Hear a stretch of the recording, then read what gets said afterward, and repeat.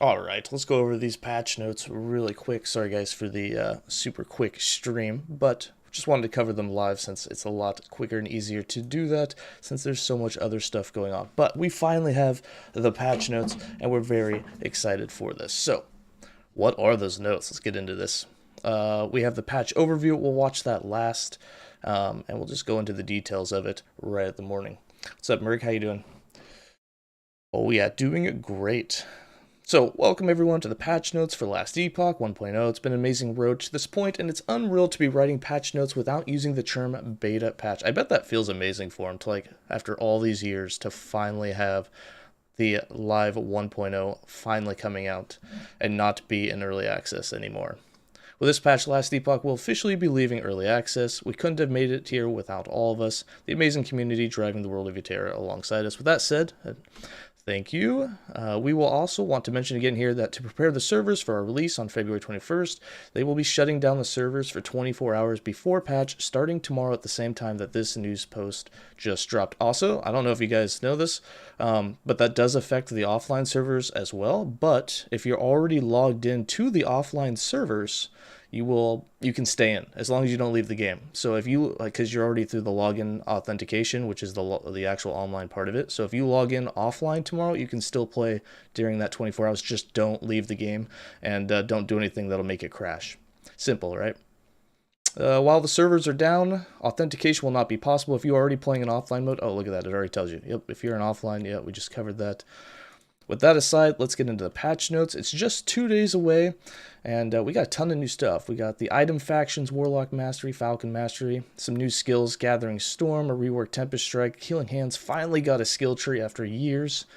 Ice Thorns will finally be removed, which has been talked about forever. Bunch of balance changes, bug fixes, new music sounds, animation models, all of it. All right.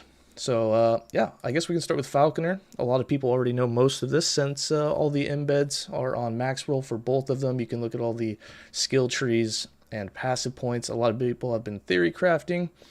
Oh boy, this is going to be a really long post. Does this actually take me to an external? Oh, we'll just... Okay, yeah, it didn't take me where it was supposed to, but here we are. So the Falconer, for those of you that don't know, Falconer and Warlock, two new masteries coming, the Falconer for the Rogue class and the Warlock for the Acolyte class. And for the Falconer, you're going to have the new skills, Aerial Assault, Explosive Trap, Net, Dive Bomb, Falconry, and then its active ability, Falcon Strikes, which should be pretty sick. It's the third mastery.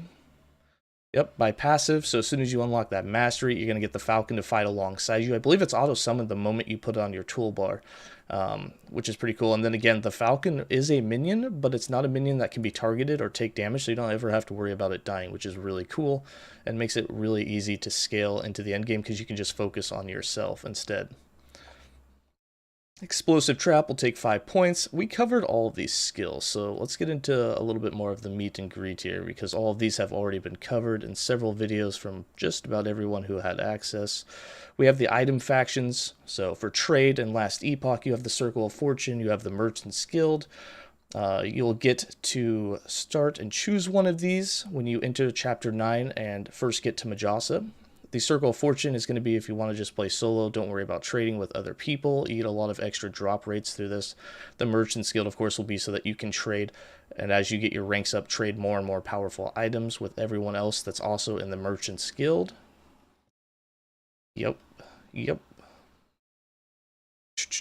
Actually, we might want to go into the meet and greet because I think some people have been missing the fact of how the ranks work on that. So the first opportunity to join either the Merchant's Guild or Circle of Fortune comes with your arrival to the upper district of the great mercantile city Majelka.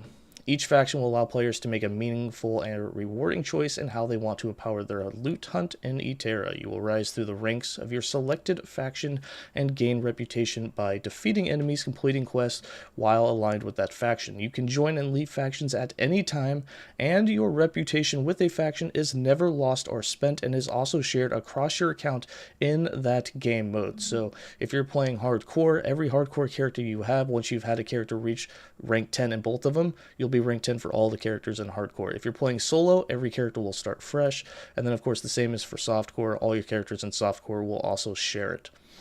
Bum bum bum. Yep, yep, yep. And then all the different game modes. You have solo, normal, hardcore, softcore, and such. Once one of your characters within a given game mode has joined the item faction, subsequent characters in that game mode are able to join the faction at Keeper's Camp in Chapter 1. So what's really cool about that, if you have a rank 10 Circle of Fortune and you create a new character, say you had that first character in softcore and you create another one in softcore, your second character, your alt character, will be rank 10 right off the bat if your first character was already rank 10. So you're going to get all those benefits right from the get-go, which means your alts are going to be able to just find massive amounts of loot, or if you're in the Merchant Guild, you're going to be able to trade right from the get-go, which is pretty cool.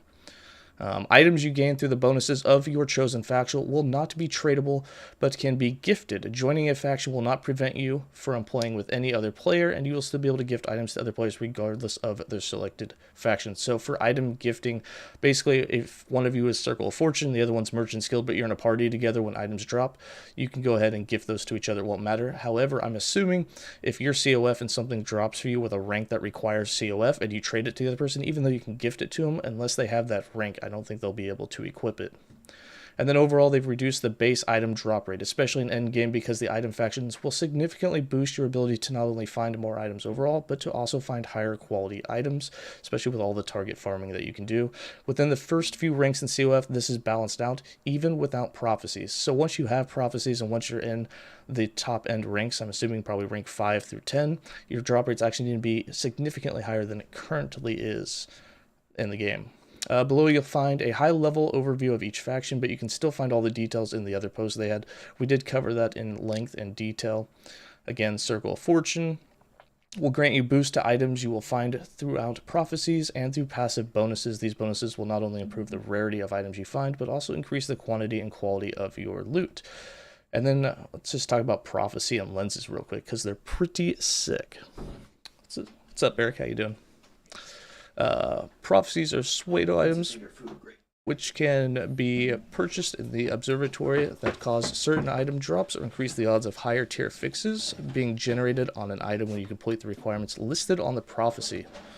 The prophecy event will outline what particular event needs to occur in order for the prophecy to trigger. Some example events are death on Chronomancer Jeweler, death of Arena Champion, and all those. So by doing the event, you then can get the rewards as long as it was triggered in the right area.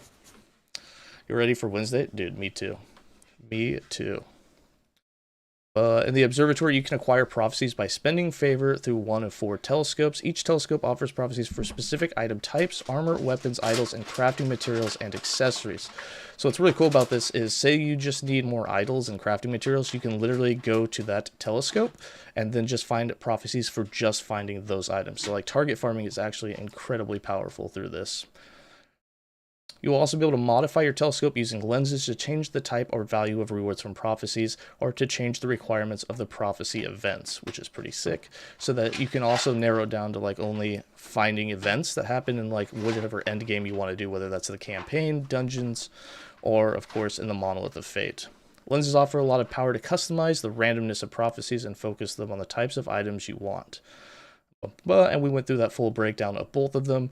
The Merchant Guild, of course, is going to be completely based about buying items, selling items with favor and gold. And as you rank up, you'll be able to access more and more powerful items. Bum, bum, bum. If you want to purchase an item directly from another player, you will both need to be in the Merchant Guild and in the same town. You will be able to initiate player-to-player trade by simply right-clicking on the player when you are nearby. So you can completely bypass the bazaar and just do simple trade-to-trade. I wonder if this will also take favor. But regardless of how you play or how you buy an item from another player, you'll first need to make sure you have what you need to purchase them, including faction rank, favor cost, and the amount of gold the seller is asking for. So you do have to have the faction rank in order to even get the item. It does cost favor even in trade to trade. And then you'll just have to have the requested gold that the seller wants. Interesting. But at least it lets you bypass the bazaar and just talk to whoever it is you want to trade with. Sell items through the Merchant Guild. You want to start by visiting your personal stall. This can be accessed through any vendor in the bazaar or speaking to Kubra, a Merchant Guild NPC. I'm not even going Merchant Guild. I don't know why we're covering this. Dude, y'all need to just go COF. It's gonna, like, the drop rate's gonna be insane, right?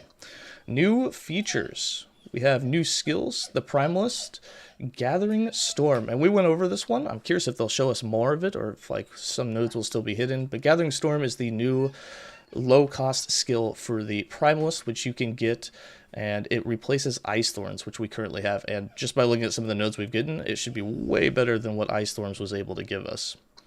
Bum, bum, bum. The Ice Thorn's been removed, unlocked at level 2 as a Primalist. You actually get this at level 2, which is actually pretty sick. Strike at your enemy with a mighty lightning-powered storm. When you use Gathering Storm and hit at least one enemy, you gain Storm Stack. Every second, you expend a Storm Stack to cause a Storm Bolt to strike a nearby enemy, which gets faster and faster the more stacks of them that you have. Pretty sick. Tempest Strike got its complete rework. Yeah, they didn't give us any more nodes. I wonder if they'll show more of them later. I was hoping that we could see like the whole skill tree, but I guess we're going to have to wait a couple more days for that. Get an F in chat for Shadow Daggers and Hydra. Oh god, no. Don't tell me they got nerfed heavy, huh? Bum bum bum. You unlock Tempest Strike at level 10 as Primalist, a melee combo attack that cycles through a Cold Strike, Physical Strike, and Lightning Strike, just like the normal Tempest Strike kind of did, and they all release Tempest spells. So same elements, but just a little bit different playstyle, which is pretty cool. And then Healing Hands finally got a skill tree. You came here for YouTube? Yeah, this one will be on there for people. Alright, dude, Healing Hands actually has me pretty excited because survivability, especially on like Forge Guard and Void Knight, have always been a bit of a problem, so I'm really curious what you'll be able to do with this, because you can play with it as all 3 masteries. Paladin's always been super tanky and fine, but this should like really improve a lot of builds. Added skill tree for the Paladin Mastery skill Healing Hands. It's unlocked after spending just 5 points in the Paladin passive tree and heals all allies in a target area for 100 health and applies lingering warmth, which really just reminds me of Eterra's Blessing with the heal over time node taken, except that it's in an area instead of just a single target, so a much more powerful effect of it. And then we have resonances, and for those of you that have been wondering what resonances are, basically, whether you choose a faction or not, or it doesn't even matter what faction you're in, as you party with somebody and spend lots of time with them, you'll gain resonances, which allows you to gift items to those people, even if they're not in the party with you later when items drop, which is really nice. So if they're in a party with you and the item drops, you can already just gift it to them. However, say you party with them for a few days, it doesn't really tell us how much time here, but once you get some resonances dropping with them, say they left and 5 minutes later the item they wanted dropped, you can now just gift it to them, regardless of factions, favor, or anything else, which is pretty cool. Resonances are special items that expand item gifting, allow our players to give specific items to players that have played with them frequently. Yep, covered that. There are 2 types of resonances. Golden resonance is more common one and allows the gifting of normal, magic, rare set, and unique items with no legendary potential and idols. And then the obsidian resonance, which is much rare, needs to be used when attempting to gift exalted, uniques with legendary potential or legendary items. But it does allow you, this covers all item types. So as long as you have a resonance with them, whether you say you have an obsidian and you have the golden one, you'll be able to trade any item, which is pretty cool. There's no real limits on that. You just have to make sure you get the corresponding resonance. And cycles, which I know most people were super excited about. Any new build guides for 1.0 later on? There will be some, yep.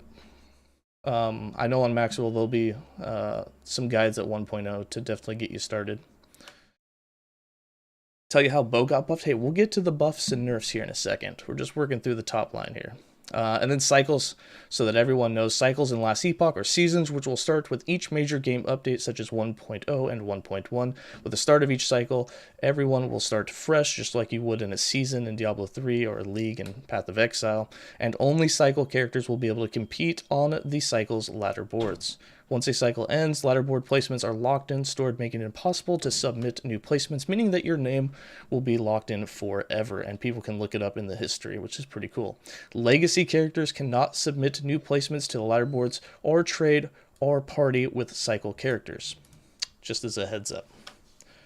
What build am I going to do at 1.0, and am I doing cycle? I am doing cycle, and I will be playing the new Falconer Mastery right off the bat. We'll probably play that for a couple of days and then switch over to Auto Bomber or something, or possibly try Warlock, but definitely going Falconer to begin with. And then they have the full offline mode for those of you that don't like lag. You no longer even have to go through the login authentication. You literally, once you have it, you can just straight up play it whenever you want, which is pretty cool. When do we get the info on Wrathlord's Harbor? You're still waiting for David to release it. I haven't seen anything about his unique yet. I haven't gone through all this. Perhaps it's in the patch notes, or perhaps we'll have to wait until 1.0. I didn't know if it said that he was actually releasing that unique at 1.0. It might be later even. Will cycle start with 1.0? Yep, 1.0 will have the first cycle. So as soon as 1.0 drops in 2 days on Wednesday, you'll be able to either start as a cycle character or you can play in Legacy on the old servers with your old characters. We're going to pass through that because we are definitely not going to be playing offline. Visual upgrades. Scene variant system. Here you can see all the different weather effects that you can have in different areas. Dude, and some of these are really cool. I mean, you can have rain and snow now as well. Different lighting to set the mood in different areas. Pretty cool. I really like it. I think the game's going to look much better. I mean, it really changes just the look of everything when you go through different maps at different times of the day. Like, it's pretty sick. Definitely going to look much better. Any info on potential cycle challenge or cosmetic rewards like PoE does? I think there will be some community ran events. I think there's a PC giveaway and some other things going on, but I don't know what EHG themselves are doing. I haven't seen anything about it. The scene variant system is another major system they're introducing in 1.0. It is basically a set of tools and shaders which allow them to improve the visual quality of our scenes and add more variety to the game. It allows us to create dramatically different looking scenes by using scene variant templates, which you can see above, which is pretty sick. The lighting system is also changing. Although this one looks quite pixelated. I'm surprised that looks that. Maybe that's just my upload speed. But you can see the lighting now affects your character. It's not like, it's more dynamic than just static like it is currently where the whole map is just lit up. Now it's just around your character and the shades follow you, which is actually pretty cool. Definitely way more immersive. I really like that. Yep, overhauled shadows in many scenes. The light will follow the player as they progress instead of being static. 2.5D cinematics. I mean, that's closer to 3D, right? But is there a version of patch notes somewhere which shows specific node changes for Falconer, like as opposed to explaining what they are? I'm not sure. I haven't gone through these patch notes. I mean, they just dropped, so I'm not sure what they have below, but I'm sure this is probably the only version that's out right now. Dude, I'm not gonna lie. This looks so much better than this. Like, you can tell the difference. I do like it. I like it. Added a new intro cinematic to the game that introduces the player to the Divine Era in Chapter 1. This replaces the old class-specific intros. Oh, a new intro. New trailer for the game. That's sweet. 8 other cinematics added throughout the campaign chapters. Wait, hold on. How many chapters do we have? We have 9 chapters, so, like, there's a new cinematic probably between each chapter. Dude, that's really going to tie you into the story a bit more. That's pretty sick. Excited to see those. I hope that they're really good. Others, they've updated all character classes with model improvements, better proportions, new rigs, and new animations. A lot of people have been complaining about that. Can't wait to see what those look like. We've continued to improve the performance of our visuals by optimizing textures, draw calls, model cleanup, shaders, and lighting.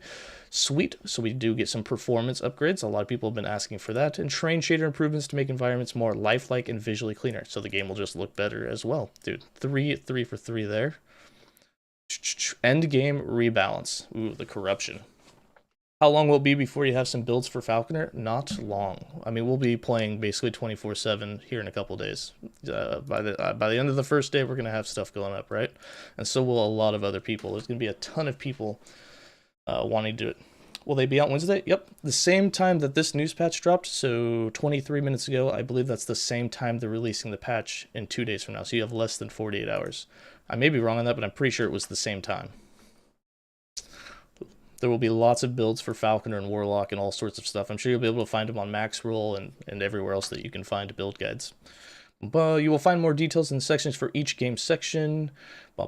They've made enemy power come less from endgame modifiers and more from inherent strength of high-level enemies and the base effect of corruption, which means that you don't have to worry about getting modifiers that basically just end your run because they're way too strong. So it should be way better to go through the month and feel much better to not have to choose and stack so many bad modifiers that really hurt your build. Overall, they've increased enemy health and damage globally above level 60 by around 5% at level 80 and around 25% by level 100. So level 80 is about where you get to the empowered timelines, so it's going to be about 5% tougher, I guess you would say, by the time that you get there, so a little bit more difficulty. You do know it's a leaderboards, not ladder boards. It's leader, ladder, either way. The arena disabled bonus XP from arena for characters below level 50. Oh, no more power leveling. Damn. Certain arena mods, especially those specific to Tier 3 and Tier 4, have been adjusted to lessen the impact of the global enemy buffs. However, these changes are smaller than the ones to dungeon modes, so Tier 3 and Tier 4 arena will now have noticeably harder than before. Uh-oh. I mean, it's just the arena, right? That's not that bad. But hopefully those Tier 3 and Tier 4 arena champions are going to be one hell of a fight now, eh? Because we bunched a bunch of enemies globally overall, we expect that it will be more difficult at a baseline.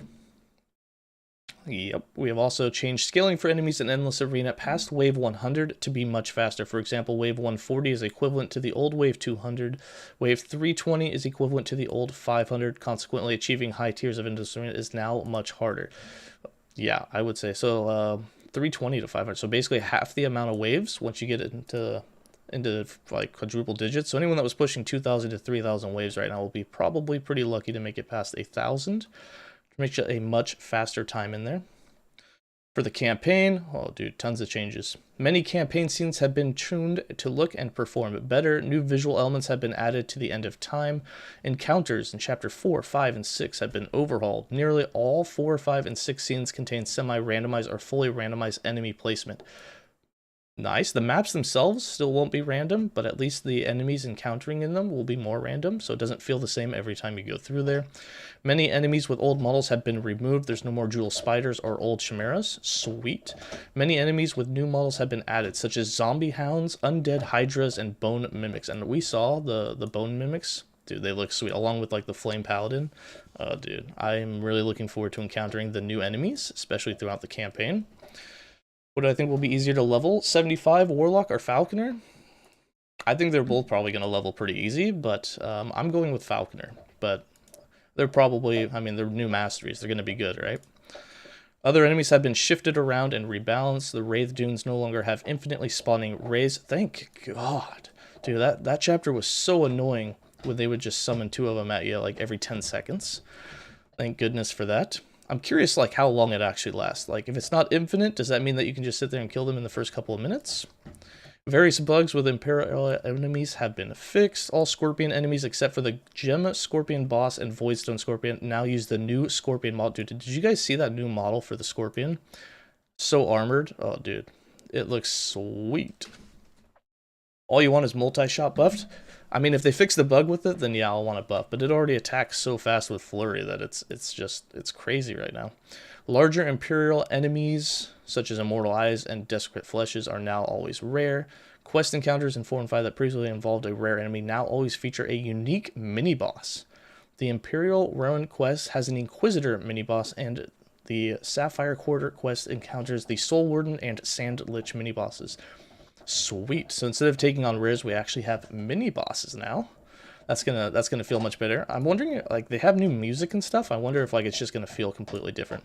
Chapter 4 also has additional mini bosses in various zone. Town waypoints now automatically unlock upon entering the zone. Sweet. So you do not have to actually go out of your way to find it, which most of them were right kind of in the portal when you first went into the area.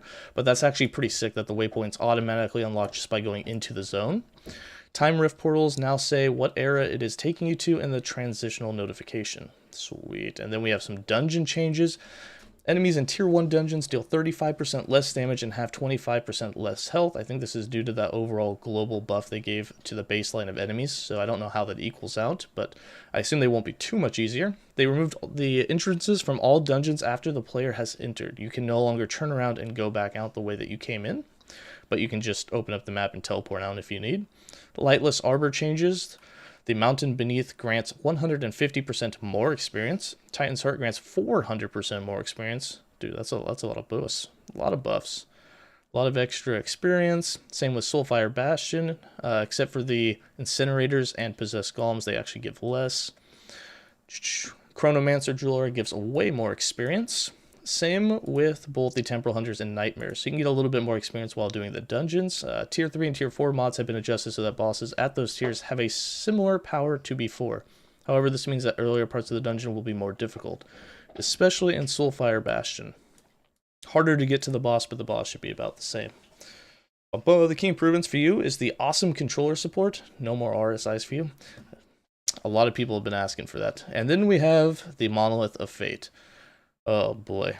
Let's look at all these blessings. The Grand Echo of Storm now grants 55 to 75% Void Rest, so a 10% buff. Oh, okay, they did that for all of the resistances, now have a 10% higher minimum. The Virtual Command grants 8 to 15% Minion All Resist from 7 to 12, another buff. Minion All Resist is much higher here too, so you get actually more Minion Resist. You get even more health than you were getting before.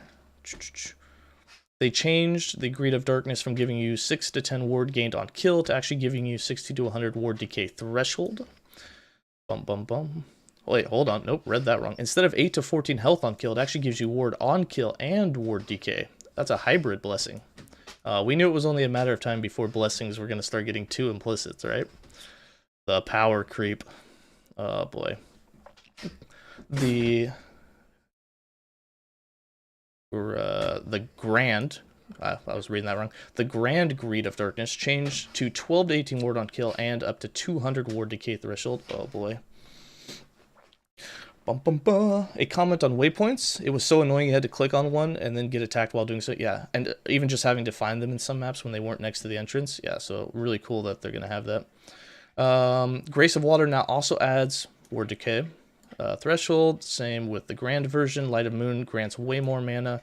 The Rhythm of Tide also grants 6 to 10 health regen. Wait, what was the base? The Rhythm of Tide gave you health regeneration, right? Oh, so now you have hybrid Rhythm of Tides ones. So not only do they grant increased health regeneration, they also give you flat as well. So you can get, with the Grand one, up to 20 health regen on top of, I think they rolled somewhere around 100% increased. That's a massive buff for those if you're wanting to build into health regen. Taste of Venom grants even more poison chance than it did before. It now equals all the other ailment blessings. You get more endurance. It looks like they just buffed every one of the blessings. They're all more powerful. You get way... Nope, actually, I'm going to just take back exactly what I said. You actually get less armor. I don't remember it giving it that high. Was it that high before? But they actually lowered the amount of armor that you're getting. Just by a little bit. They reduced all the spell leech. Actually, all leeches. Yeah, they nerfed all the leeches. So you get less leech from all of its spell throwing. Yep, that... Okay, right after I said that there were some buffs, they nerfed all of that. Corruption scaling is much faster now. Just to go over it really quickly, the old corruption was at 200 corruption is 170 now instead of 100, so almost double what it was. At 500 corruption, it's now 505 from 289, so it just stacks much faster. So as your corruption goes up, enemies are going to get a much faster, higher percentage of health and damage to make up for modifiers being technically, I guess, weaker. They increased the additional corruption granted by Gaze of Orbis by around 10%. Not a huge amount, but you should be able to stack corruption a little bit faster that way.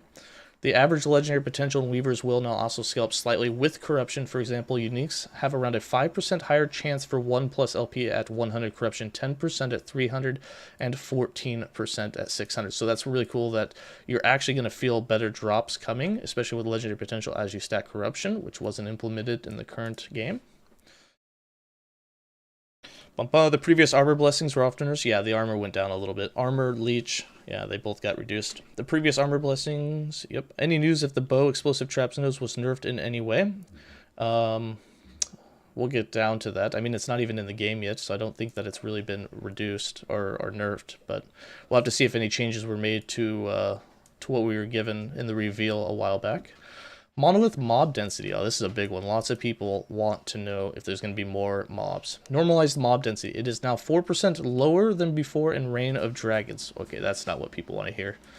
8% lower than it was in level 90. 10% higher in all other timelines. Previously, Reign of Dragons had higher than the rest. Overall, though, not a very big change. So basically, all timelines got brought up to what Reign of Dragons is, and Reign of Dragons got brought down a little bit. The regular Monolith Echoes contain 5% more enemies. This does not change the number of enemy types in the Echoes. Okay, so we do get a little bit more.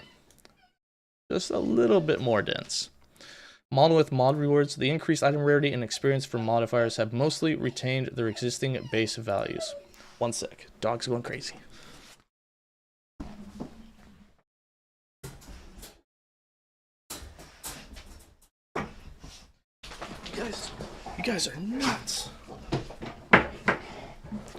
Bum bum bum. Alright, Monolith mod rewards. The increased item rarity and experience from modifiers have mostly retained existing base values.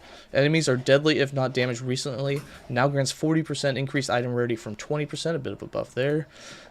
Enemies enraged at half health now grants 40% up from 18. So you get quite a bit more rarity or item rarity increased from some of those modifiers, which is sweet. Again, you can only stack 3 modifiers now instead of 6, so it's not nearly as high as it was.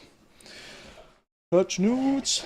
Monolith mod scaling. Yeah, this is where it'll probably go into the details. But these are some of the big changes since corruption scales much faster. Monolith mod values are now static and no longer scale up with corruption or distance from the center of the web. So what that means is, as soon as you get to the Monolith of Fate, all of your affixes, all those Monolith mods that you put on there are just going to have static values. They no longer scale as you go up in corruption, so they will always be the same. Like right now when you get into high corruption, some of them get absolutely ridiculous. Additionally, their duration now scales up to a maximum of 3 echoes instead of 6, so at most you can only have 3 of them. And then the baseline values of various mods have been changed, and this is what they are. And some mods, they scaled invisibly, so like for enemies that enrage at half health, the size of the buff scaled up at the same pace as things like increased damage, which I assume just means they did a lot more damage, which is just crazy.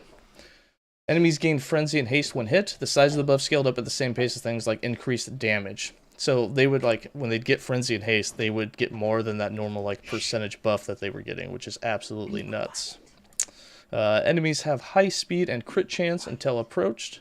The size of the buff scaled up with the same pace. Yeah, basically none of these things will have, they'll all have static amounts and they will always be the same no matter at what corruption you were at before. And those were all the invisible ones. But things you didn't really know, you're probably wondering when you're at high corruption and you gave mobs haste or like enrage, and suddenly like they enraged way more than they ever did before. Yeah, so things you couldn't see, now they'll just be static and always the same. New Monolith mod values. So these are the new modifiers that you can actually give to enemies, and these are their static values. These will not change no matter what corruption you're at. You can give them 25% all res, which is much lower. I think 45% res is where it capped right now. So now it's only 25%. Armor shred chance is at 35%. I think you could give them up over 100% armor shred chance in some of the higher corruptions. Like, it just kept scaling, and like it would be absolutely crazy, and they would shred your armor like crazy. But now it's 35%. Chills 20%. Crit avoidance and increased health 35% and 15% respectively, which is pretty crazy. Additive is actual base crit for them, so you can give them up to 15% or 15% every time that you actually pick it. Again, if you have 100% critical strike avoidance, they won't be able to do anything to you. Damage and crit chance, respectively, there. 15% damage and 15% move speed. You can see these damage numbers are much lower than what we currently have. Sometimes they went into the hundreds of percentages, so that's actually way less. So they won't feel nearly as bad. You can give them endurance, glancing below. Health and damage, again, a way lower percentage than what we scaled, especially if you're 300, 400 corruption. That's way lower. Hydra nerfed? Oh, we'll get there. We're almost, I think we're getting close to the skills. Damage, yeah, all the modifiers. Other changes, disabled bonus XP from Monolith for characters below level 50. Okay, this actually sucks because a lot of times I would actually go into the Monolith at the end of Chapter 7. Granted that we need to go to Chapter 9 now to get the faction, but that of course is only for our first character. But we would at like level 43 just head on over. So they and it was funny because at 43 all the way up to like 55 you gain levels so quick, but that's now disabled. 8 new Monolith echoes have been added to the game. Sweet, we got some new echoes. Completing a timeline to unlock multiple other timelines now unlocks all of them, regardless of dialogue choices. Oh, so you no longer make a choice, you actually just have both pathways always unlocked. That's actually pretty cool. I know a lot of people would click through the dialogue and click the wrong one sometimes, so that'll feel much better. They nerfed it. Time to go back to the Falconer. Goodbye, Hydra. I can't imagine it being nerfed that bad, but we'll see. They have full controller support. I haven't played controller, so I don't know what was added and taken away other than what they mentioned here. I don't know how bad it was before or how good it will be now, but it does say that it is full controller support. So if you play controller, well, you have happy days ahead of you. Online implemented wide-ranging improvements across out matchmaking services, including improved matchmaking times, especially in towns. Parties always load into towns together, matchmaking into more populated towns, and reduced matchmaking failures and disconnects. So just big performance for partying. Hopefully partying feels much better. I have a feeling that if you're partying with somebody that's in another country, thousands of miles away, it's probably still gonna feel pretty bad, but we'll see. I don't think there's any way to really fix that. Matchmaking will now always use your preferred region setting after every server transition. Oh, well, this might solve that. It will try not to party you automatically up with people that are on the other side of the world. That should be very helpful. The max number of online characters per player has been increased to 25 from 20. 5 new characters. It doesn't say. Turned player queues back on. Yeah, hopefully we don't get stuck in a long queue line. I'm very curious about this. Does that mean, I wonder if these are shared between Cycle and Legacy? So if you have 20, the max already on Legacy, I'm curious if you can only have 5 new Cycle characters. Very interested to find out that. I assume you're not going to be able to have 25 on both. You're not going to have 25 Legacy and 25 Cycle characters because it literally just kind of groups it together and says online characters. We'll have to clarify on that. Character creation, added solo character found challenge mode for online player, continues to exist in offline play. Sweet, you can finally do solo self-found again. This functions the same as the previously offline solo challenge where characters cannot party and their stash is isolated from all other characters on your account. They had temporarily disabled the option to abandon solo challenges due to a bug that they were working on. Apparently that's all going to be fixed, and it will be re-implemented in 1.0. They removed the Masochist Challenge mode and replaced it with an item that replicates the functionality. The item can be found in the first area of the game. This is actually pretty sick. I do kind of assume that there's going to be some people that do some challenges based around this, because a lot of people liked playing Masochist for the challenge, right? So everyone would just have to pick up this item in the first game that would then make you take more damage and deal less damage. You'd probably have to keep it equipped the entire time that you play. So that's pretty sick that they actually have that in the game, though. I mean, who wants to wear an item that makes your build actually worse? But that could be fun. Mechanic changes. We have parry. Added parry as a new defense type and as a new affix type. Parry is a defensive mechanic that grants a chance to negate all damage taken from hits. However, unlike dodge, parrying does still count as being hit, and as a result of that, ailments can still be applied to you when you parry a hit. So this is a weird one. Basically, you have another defensive mechanic. However, if you parry, so you take all the normal hits, and when you get hit, your resistances get calculated in, your endurance gets calculated in if you're at low life or at the endurance threshold. You have glancing below, you have armor, you have all the other defensive mechanics. But now, when you take that hit, you still get hit, but if you parry, which will have another percentage chance, you don't take any damage from that, but the hit will still apply any ailments. So if the mob had some ignite on hit and had some armor shred on hit, it would still apply those to you. Whereas if you dodged a hit, then it would be a complete miss, and that would mean that they didn't apply ailments or any damage to you. But you can stack both of these together, apparently. It's going to be pretty sweet. And then parry again has no effect against damage over time because damage over time doesn't actually do hits. And it's capped at 75%. It is currently not possible to reach the cap with available sources. I'm curious how you'll get access to that. I hope it's not through just passives on some skills. Like, I hope that's not just like certain classes have access to it, but I guess we'll find out. Imagine a samurai parrying a bazooka. just getting face blasted with a bazooka and taking no damage, just walking away from it. I mean, he'd be ignited, right? He'd be on fire. Stun avoidance rework. Changed how stun avoidance affects chance to be stunned. It now adds to the flat percentage reduction in chance to be stunned that applies after the rest of the calculation, i.e. your stun threshold, rather than to health. This is actually a good thing because based on health, that meant that you got stunned like just super often in the early game because you had such a small pool of health and the way that the calculation was done.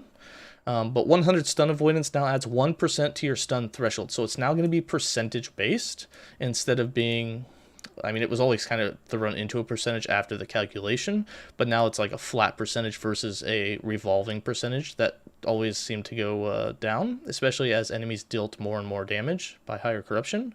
By default, a hit must deal more than 5% of your health to stun you. If you have 100 stun avoidance, that becomes 6%, and if you have 1,000 stun avoidance, it becomes 15%. So in other words, if you have 1,000 stun avoidance, an enemy would have to deal 15% of your life in a single hit to stun you. And it's not for a chance to stun you, you will be stunned, I'm assuming. The chance that hits above this threshold will stun you is reduced correspondingly.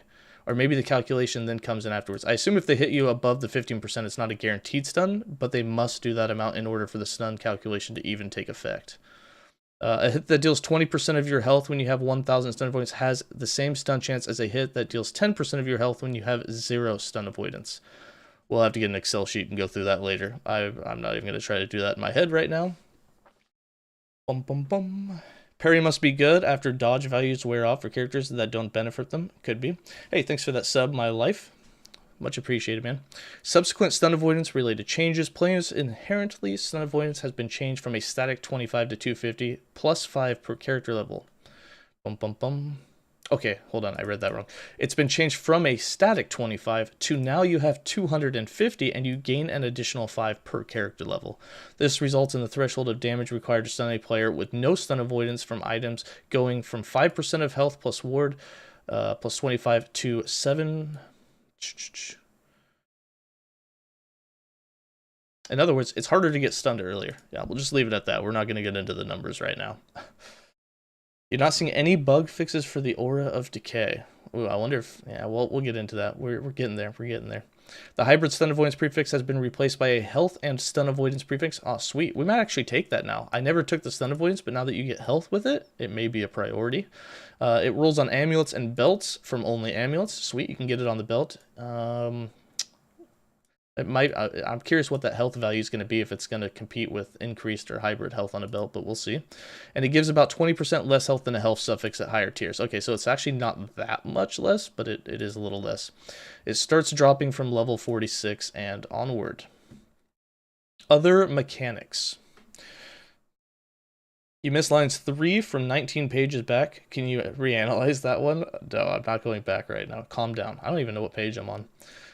Improved experience for skills with special requirements such as channel skills with weapon requirements, or movement skills by adjusting elements like auto targeting. What does that mean, improve the experience for skills? Like, so you now don't have to have those special requirements? Kind of curious what that means. The grace period after changing zones is now also interrupted by using an instant cast ability or using a potion.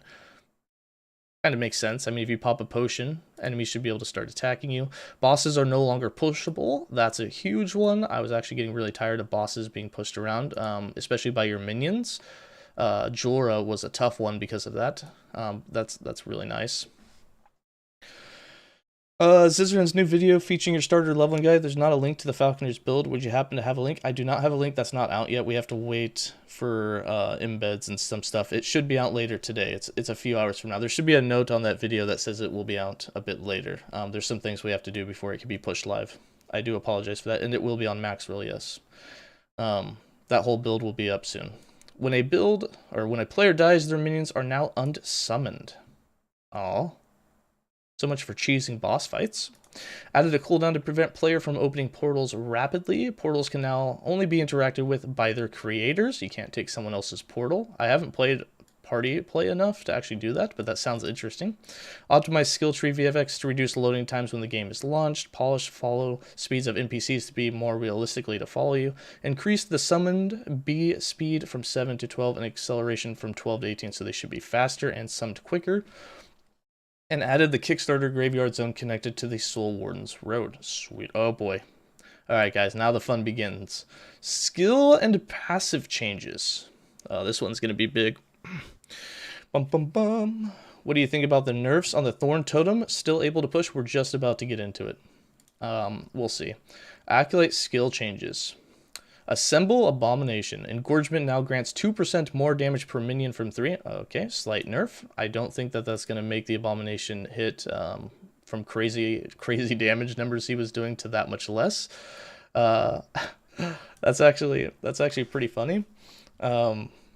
Because when you did this, most people that were making the Abomination do just insane amounts of damage were using the red ring to have zombies be procced over and over again. So basically what this means, since you lost 33, well technically you lost 50% of your damage, or 33%, whichever way, it just means you have to channel 33% longer while making the Abomination to counteract that.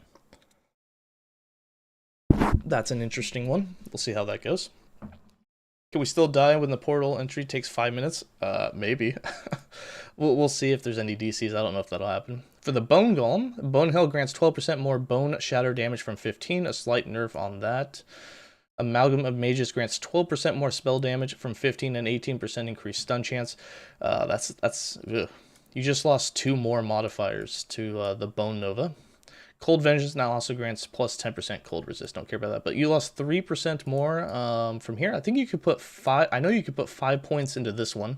So instead of 75% damage, it's now 60. I don't remember how many points you could do in this one. I don't know if it was 5. But yeah, you lost a bit of damage with the Bone Golem. But also keep in mind that you can now put flat minion damage on weapons. So like this may look bad for Bone Golem, but you can actually give him a bunch more base damage. So this actually will probably be very powerful still. Just keep that in mind, people. Update on the builds on the page when? Are you talking about on max roll? Probably a few hours. A lot of the data and all the embargoes that were lifted have to all be updated. So I assume it'll take a while. For hardcore, you found global quit game script because of portal delays. I have not used any scripts. Haven't had to try that, but I don't play hardcore, so that's the main problem. We might have to look into that. Drain life.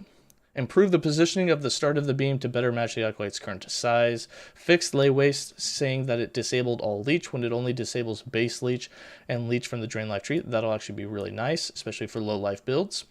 Necrotic Feast adds 15% to base leech from increasing base leech by 50%. This is equal in power. Ravenous adds 2% health leech from increased base leech by 7%, equivalent to adding 2.1% of health leech, so basically the same. Insatiable adds 4% health leech, also pretty equivalent to what you currently had anyways. And Death's Barrier grants 18 ward on kill from 15, so you get 3 extra ward per kill. Not a huge big change there. I do like this leech though.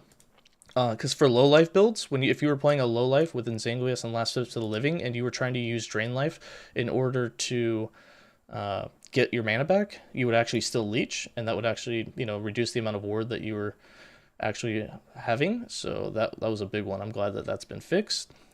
All for One and Dreadshade grants 40% more damage to one minion from 60%. That's gonna hurt for your single minion builds, kind of like the Roid Mage build, as well as Abomination, Bone Golem, all of those.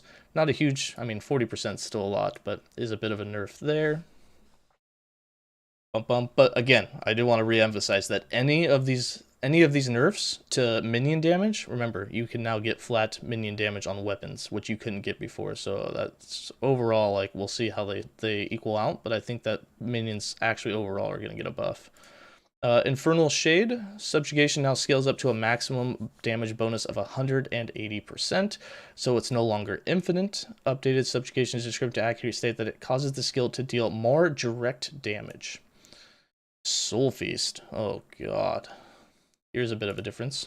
Rest grants 85% more ward against bosses and rares from 50%. Deals 25% more damage. Each soul fragment grants 3 ward from 5, so less ward but more damage. Added a new node, Bones of the Accursed, which grants 3% more hit damage and 5% more ward gained per curse on the target. And now with the Warlock, and you able to stack multiple curses, that's actually pretty sick. It requires 1 point in Soul Seeker or 1 point in Grim Affliction and can have up to 5 points allocated. Sweet. 13 new uniques. Dude, there's always, I think every patch has double-digit amount of new uniques. Don't ruin what they are yet. I want to see them. Added a new node, Original Sin, which if the number of cursed enemies within 20 meters is below the threshold shortly after you cast Soul Feast, causes a number of enemies within the range to be marked for death, which is a curse and causes them to take additional damage. I think it reduces the resistance, which makes them take additional damage. To reach that threshold of cursed enemies, it is attached to the root node. Without looking at the actual skill tree, we're going to just kind of go past most of these. We'll look at the skill trees themselves later. Oh my god, that is a ton of changes to Soul Feast. Basically, Soul Feast got a complete rework, it looks like. Fixed some bugs with it, and basically just rebalanced it a whole bunch. Boom, But we'll take a look at that once we're in the game and actually have access to that skill. You might have to try Warlock again. You haven't tried Warlock yet. What do you mean you might have to try it again? You mean Acolyte? No, you need to try Warlock. It should be a fun mastery along with the Falconer. Summon Skeleton Mage. The nodes that previously allowed Skeleton Mages to cast Sacrifice now allow them to cast Profane Oblation, a similar skill that deals 75% more damage and deals necrotic damage rather than physical. New build? Possibly a new build? That sounds like it could be very fun. Summon Skeleton. I can't shut up. We have so many more notes to do. Excuse me. Marrow Tap now also grants 10% physical resist. Alright, basically Summon Skeleton got a huge number of changes. Cast time reduced. The Rogue Shurikens now deal 30% base damage from 16 and have 150% added damage effectiveness. Rogues may be way more powerful. Possibly we have a melee rogue build coming into the future. Rogue Shurikens now have a 20-degree angle of projectiles from 15 and pierce all targets. Did they not pierce before? That'll feel much better for clear. The Rogue's melee attack changed to be a double hit matching their animation. This means they get 2 hits off in the same time that they got 1 hit off previously. Wait, their base melee attack has been changed to a double hit. Not only do they do more damage, have better damage effectiveness, but they now do 2 hits instead of 1? Interesting. The Summon Skeletons Rogue's melee hits now have 15% base damage from 18 with 75... Wait, what was this for? Oh, the Shurikens for the Rogues. Okay, the Rogue Shurikens got a buff of damage. The melee hits actually got reduced, but you actually get 2 hits now instead of 1. The sequel of Avarice... Wow, sequel of Avarice grants 30% melee area for them up from 25 and 60% more damage from 40 while granting more health as well. We might have to try out some new minion builds. I have the rogues I just never really touched, but I'm hoping that we have some time to do that. Like, we're gonna be stuck on Falconer and Warlock for a while, but I definitely want to do a lot of the new minion stuff. Summon a Volatile Zombie. Dreadful Horde and Giant Zombie now only have a 10% chance to trigger their effects on direct or on indirect casts from always triggering, such as via the Awakening. Wait, hold on. Whoa. So if you... What? So any of the other skills that were actually proccing zombies for you, I'm assuming that this also works with the experimental affix. You only have a 10% chance for the extra zombies now, instead of 100%. That's going to really reduce the amount of zombies you have overall. And Giant Zombie gives 120% increased mana cost from 300. Wow, thank God. It's no longer uber expensive, probably because you're only going to be getting 1 zombie anyways at a very low chance of getting the extras. Interesting, we'll have to try that. You want to say that you've helped you understand the game so much about the game, made leveling a lot more enjoyable for you. Thanks for everything on YouTube. Yep, no problem. I'm glad that you've enjoyed it. There will be lots more videos coming. Summon Wraith. Flame Wraith. The projectile they cast lasts 1.05 seconds, which is less than what it was before, resulting in traveling a shorter distance, can no longer off-screen as much. Flame Wraiths now have 20% less cast speed. So Flame Wraiths are still good. They just cast a little slower. Not a big deal. And their projectiles won't go as far. But now that you can get flat minion spell damage on weapons, they're going to hit much harder, just less often. So, sweet. Other changes, adjusted the mechanics for curses and new curses. Decrepify is a curse that causes, okay, torment. Yep, we have all the new curses. We've already covered all of those in previous videos. Mage skill changes, Arcane Ascendance. Shocking Expanse grants 40% shock chance from 30. Slow Breathing grants 12% reduced mana drain from 10%. Interesting. Thirsty boys. Cosmic Insight grants 15% increased cooldown recovery speed from 10, but is no longer multiplicative with other sources of increased cooldown. This is a buff unless you had more than 50% increased cooldown recovery speed from other sources, which I believe is actually decently easy to do if you're running it on belt and you take all the cooldown reductions inside of the passives. But overall, like I said, especially early in the game, that'll be a buff. Mana Surge grants 6 mana on kill from 5, so a little extra mana back. A measly 1, but hey, everything helps when it comes to mana for the mage. No one wants to be stuck focusing all day. Black Hole. Infusion grants 18 ward per second up from 8 and can have 5 points instead of 3, so you can actually have Black Hole giving you a lot more ward than it could previously. That's a ward buff. Massive grants 15% increased area from 10 and can have 4 points allocated. Just 1 less point to get the same effect. Actually, you get a little extra here. Instead of 50, you actually now get 60% with 1 less point. Pretty sick. Deep Space grants 90% freeze rate multiplier from 75, but can have 5 points allocated from 6. What is that? 375% to now 450. So overall, you can get much more again without spending as many points. Gravity's Guile gives you a lot more physical damage per point. You actually get 35 instead of 5. Perhaps its damage will actually be viable now. Scorching can have 5 points allocated, so they reduce the threshold of points on a lot, so it saves you a lot of points to make some other options. Disintegrate has a 15% longer beam, boys. Disintegrate's going to be awesome now. Awesome. Yep, lots of Disintegrate builds coming into the future. That's all we needed was a longer beam. Excited to play that. Someday. Someday. Elemental Nova. Previously, the hitbox for all Elemental Nova versions were slightly plus-shaped. This has been fixed so they are spherical. This results in a slight buff as the Novas will more reliably hit. Maybe that was my problem with it. I feel like Elemental Nova hasn't really, like, it's only gotten worse over time. Perhaps that was the problem. Maybe it'll be time to do some more Elemental Nova builds. You saw the Disintegrate build in the last video. It does look nice. Unfortunately, the damage kind of falls off with it, and its tankability is kind of weak, but it is a fun build. It just doesn't really push super high in the end game.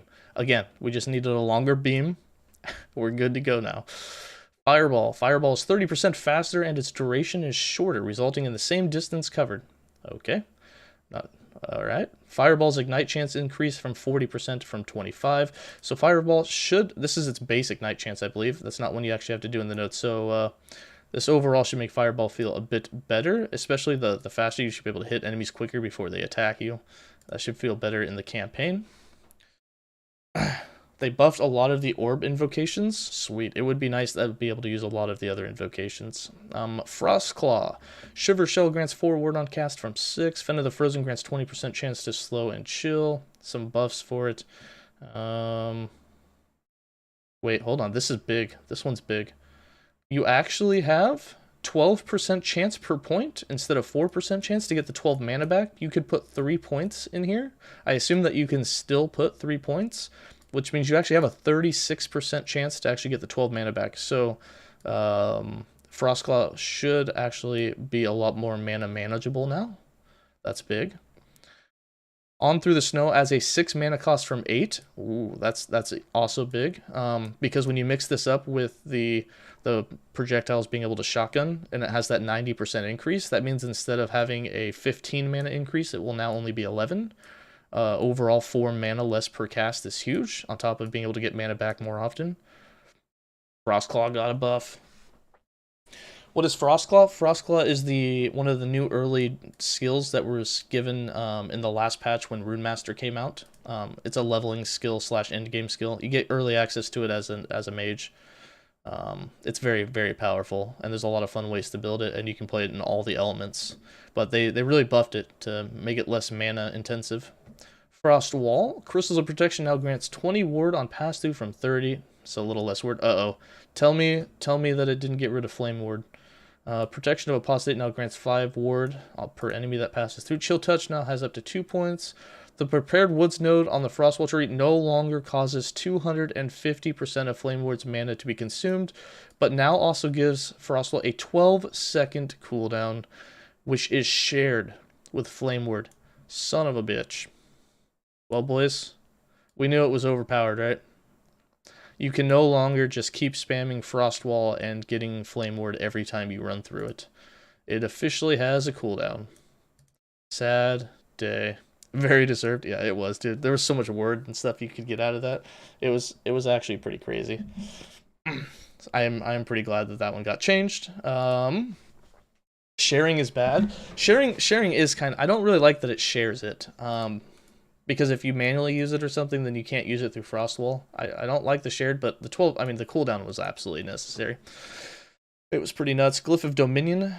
Charged Reflection now grants 1 word per second per 5% total uncapped resistance, up from 4%. A little bit of a change there. I didn't play too much with Glyph of Dominion. Arcane Mirror now grants 15% all resist from 25, a less buff there. Overall, your resistances, you're probably not going to want to, you're not going to want to rely on your skill for resistances. You're going to get them through gear anyway, so really not too much of a big thing there. Meteor, Cycle of Fire causes you to gain 10 word from casting Fireball with Craterborn from 8. Infernal Column increases mana cost by 15%, so it's not nearly as expensive. Aftermath restores 16%. You get a little bit more of the mana back now, so it costs less. You get a little more back, so you can spam it a little more often. Force of Impact grants 50% increased stun chance from 40. Don't really care too much about the stun. Shattering Store grants 50% chance for shrapnel from 34 and can have 2 points from 3, so you now get 100% with less points invested. I think it's time for some shrapnel. Rapid Breakup grants 40% increased shrapnel speed up from 30, but can only have 3 points instead of 4. But with 3 points invested, it's the same amount that you would have got before. When changes are live, the patch notes are live. The game, all these changes will be in 1.0, which launches 2 days, February 21st. I believe it's exactly 47 hours from now. Rune Bolt. Priomatic now grants 10% more fire damage, more lightning damage, and more cold damage. So I got a damage boost. Runebolt's efficient experiment node now correctly states that it requires Glyph of Dominion and not Rune of Chaos. Increased responsiveness of casting Runebolt, so it should feel better when using it, and Runebolt has 20% more cast speed, so it feels better when using. I wonder if that responsiveness is a direct result of it just having more cast speed. I don't know if that's animation or what, but now you can cast it faster and do more damage, so Runebolt got a buff. Ooh. We can't practice the new nerfs. No, not yet. And then Runic Invocations. Alright, let's see what got buffed and what didn't. Plasma Orb. The orb parts deal 40% more damage when it hits an enemy. That's a buff.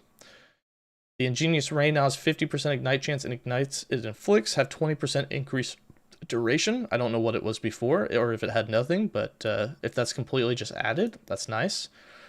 Rain, or Realms of Mayhem, now costs less mana.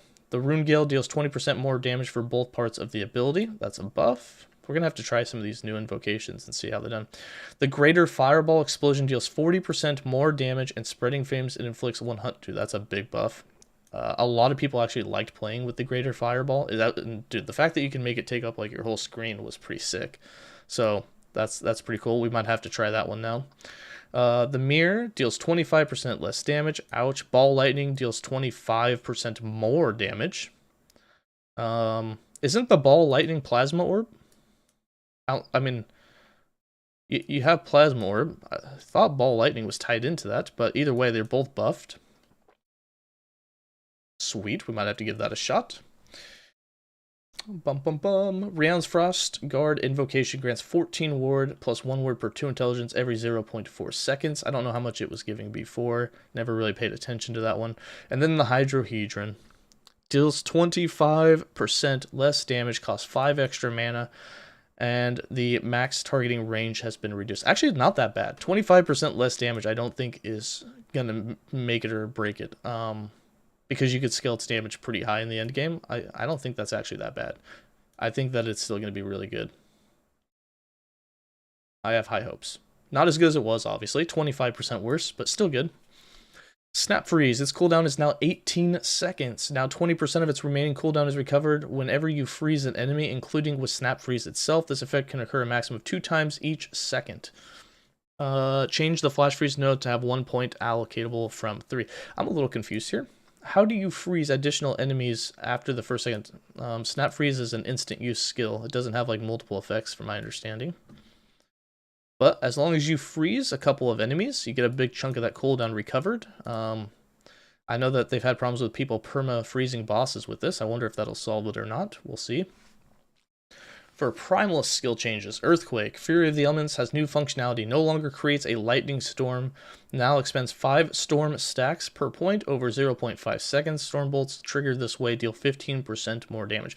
Oh, sweet. So it now scales quite well with Gathering Fury. You can actually use Gathering Fury, get a bunch of stacks of storm stacks, and then go ahead and spam an Earthquake. and it'll release a bunch of the storm stacks all at once, dealing more damage. That's pretty cool. Eterra's Blessing. Ancestral Renewal now shows the Summoned Healing Totem's tooltip. Awesome. Caustic Renewal now shows the Summoned Squirtin, and Soulbound now shows the Summoned Spriggan. So you can actually see tooltips. Nothing really mechanically changed there. Fury Leap. The Summoned Vines from Rise now show more info, such as duration and base health of vines. Shows ability tooltip. Now uses sub-skill. I'm not seeing any number changes. Rejuvenating Storms no longer gives lightning penetration. Instead, it gives added spell damage per 2 attunement while leaping. So those lightning strikes that you were doing, I assume that's kind of weird. It gives extra spell damage per attunement while leaping. So you just do a little extra damage with them instead of having pen. I'm not sure what was wrong with the pen before, but hey, oh well. Sad for Rune Master, but it was really busted. You can still get tons of ward with the Rune Master. You get so much ward on crits and just on area skill use, it'll still be super powerful. You didn't need the flame ward every second. Fury Leap has a slightly lower delay before jumping, reduced from 0.2 seconds to 0.1 seconds. This should help it feel more responsive in combat with the new animations. And then we have Maelstrom. Grip of Chaos now correctly says that Twisters deal physical damage and not cold damage, so just some tooltip. Twisters deal 50% more damage per second. Tornado's finally going to be good. Tsunami now shows the Tsunami ability tooltip. The power of the storm, strong tides, and energy nodes now use Stormbolt. Oh boy. I'm really curious. There's so many synergies with Stormbolt out of Gathering Storm. Between your passives, all the skills using it, including your wolves, now the tornadoes as well. Or not the tornadoes, but Maelstrom. I'm assuming the tornado lightning strikes probably also use it. I'm curious just how good that's going to be. Like I think you're going to be able to really get some lightning storms going, much better than you can currently in the game. Summon Bear, Retaliatory Thorns now has... Oh, son of a bitch. There's no more Retaliatory Bear. A 1 second cooldown. What if he dies in that second? That's going to make him really tough against bosses. That's sad. That's yeah, that bear died. You're so sad. Yeah, that's a big one. That was a fun playstyle. Tearing Thorns now also grants the Thorn Burst 10% more damage. Thick Hide grants 40% more health. Oh well. Oh well. We didn't play with him too much anyway. Summon Raptor. Razor Ring grants 5 melee physical damage from 3. Sharp Claws now grants 20% more damage over time from 20% increased. A little extra base damage for him on top of what you can get on the weapon. I wonder if he might be a lot more viable than he was. I mean, they're all the minions were good, so oh boy. Here we go. Will Squirrels still be good? Summon Wolf. Howl grants 25% more melee damage from 50% increase. Okay, that's actually huge. That's huge. Like, you would think that's a nerf, but you already have so much increased minion damage that getting a 25% more, that's huge. That's a big buff. Legendary Bite now has 1 point from 5, but grants 40% more melee damage, 40% more stun damage, and 5% added crit, but also 10% less attack speed. From 15 more and 15 more. Hold on. You could get 75% more out of this before. Now you can only get 40%. That 5% base. The fact that you only have to put 1 point here, though, and you get 4 points to put elsewhere, means you can build into damage elsewhere. I'm going to say this one kind of just balances out. Even though it's a nerf from the front, but you can put points elsewhere. We at least have Retaliation Wolves. Yeah, I'm very excited. Speaking of extra points, maybe you can build into Stormbolt Retaliation Wolves now on top of that, or have your scrolls come back. We'll see. On the Hunt grants 8% increased attack speed per point from 10% and 12% increased move speed. That's a bit, I mean, a little less attack speed, but a bit more move speed. I create a new video suggesting a build for version 1.0 up to the patch notes. Yeah, we'll be updating a lot of videos after 1.0. There's a lot of them to do. They're not all going to happen the first day. I can pretty much guarantee that. I'm sure somebody will have one out, though. More base crit could also be a good buff. No, it is, yeah. Instead of getting the 15% more crit chance, having an actual flat base here is huge, especially since their Howl through like Frenzy Totem gives them a huge increase from there as well. Same with Warcry. So I think you can reach 100% crit much easier, and they're just overall going to do more damage. Wolf and Recovery now grants 80% increased health regen instead of 4 flat, and 4 flat. That's a lot of health regen for them, so you don't even have to put it on gear anymore. Not to mention, I mean, you're already based on leech for them through aspect of the links, but oh well. This could feel much better, I guess, during the campaign, while leveling up before you actually get aspect of the links access in the top half of the tree. Stormcaller's Reprisal, now mentioned, it triggers your Stormbolt instead of its own lightning ability. That's the big one. Stormbolt, another synergy. I think you could have like a full-on lightning build, right? You could have your stacks of Maelstrom, you could have Tornadoes that all have lightning strikes going off, and then you have Retaliation Wolves, and then you just use Gathering Storm as a mana generator. That's a lot of lightnings going off. Stormbolt, or Stormborn, now mentioned, it triggers your Stormbolt instead of its own lightning ability. Yep. Stormborn also has a chance to trigger when your wolf... Whoa, that's big. That's big. Instead of having retaliation wolves, you could actually just have Stormbolt has a chance to trigger on your actual hits. So when they get hit and when they do hitting now, you can get more lightning. Yeah, no, lightning wolves definitely going to be a thing now. I don't know what that percentage is. They don't tell us here, but the fact that you get that on hit and you do so many hits, that's way more lightning strikes coming in. Dude, that's sick. Yeah, we're doing lightning wolves or squirrels, lightning squirrels, whatever. Wolves and squirrels deal 10% more damage. Remove the unintentional 15% more melee damage modifier on squirrels. I'm assuming that kind of equates out for squirrels. This is the big one. Squirrels, Herald of the Scurry, now have a 35% less damage modifier from 45, but that was broken. When you ward the Herald of the Scurry, they actually didn't have any reduced damage, and now they will have 35% less. So squirrels will have a bit less damage.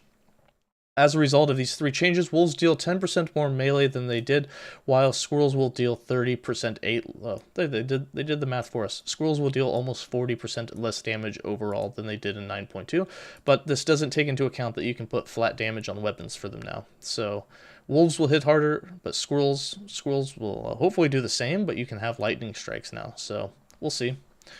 While in Diablo 4, it's either Barb Hota or Druid Werewolf Lightning Storm for you. However, in Last Epoch, there's tons of builds that you get to try. Yeah, especially when it comes to minions, there's just tons and tons of them.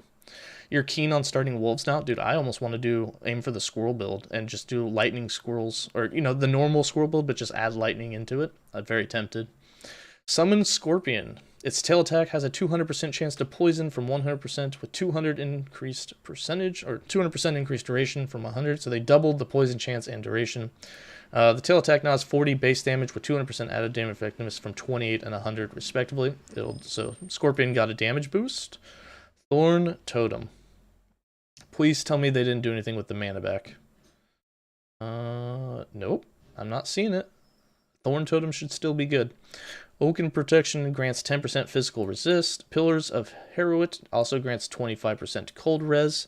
Titan's Bane now grants 100% increased cast speed from 150, so a little less, but that's fine. Again, most Thorn Totem builds don't actually do their cast speed. You just do like explosive totems, or you just keep respecking them because they cast it every time that you spawn them. And then the Nightshade Barrier now has a maximum damage bonus of 80% from 120. This was you get this one based on how many frostbite or poison stacks are on the enemy. But that is a 40% damage reduction. Not huge though, not too bad. Did the Druid Swornblade Lightning NATO get nerfed? I haven't. Yeah, we haven't covered that quite yet. The new Scorpion looks sick too. Yes, he does. Thanks for the builds. Can we get a written guide or planner for the VK Warpath leveling build? That's one's in the works. There's a lot of them in the works, but yeah, the Warpath leveling one for Maxwell's not out yet.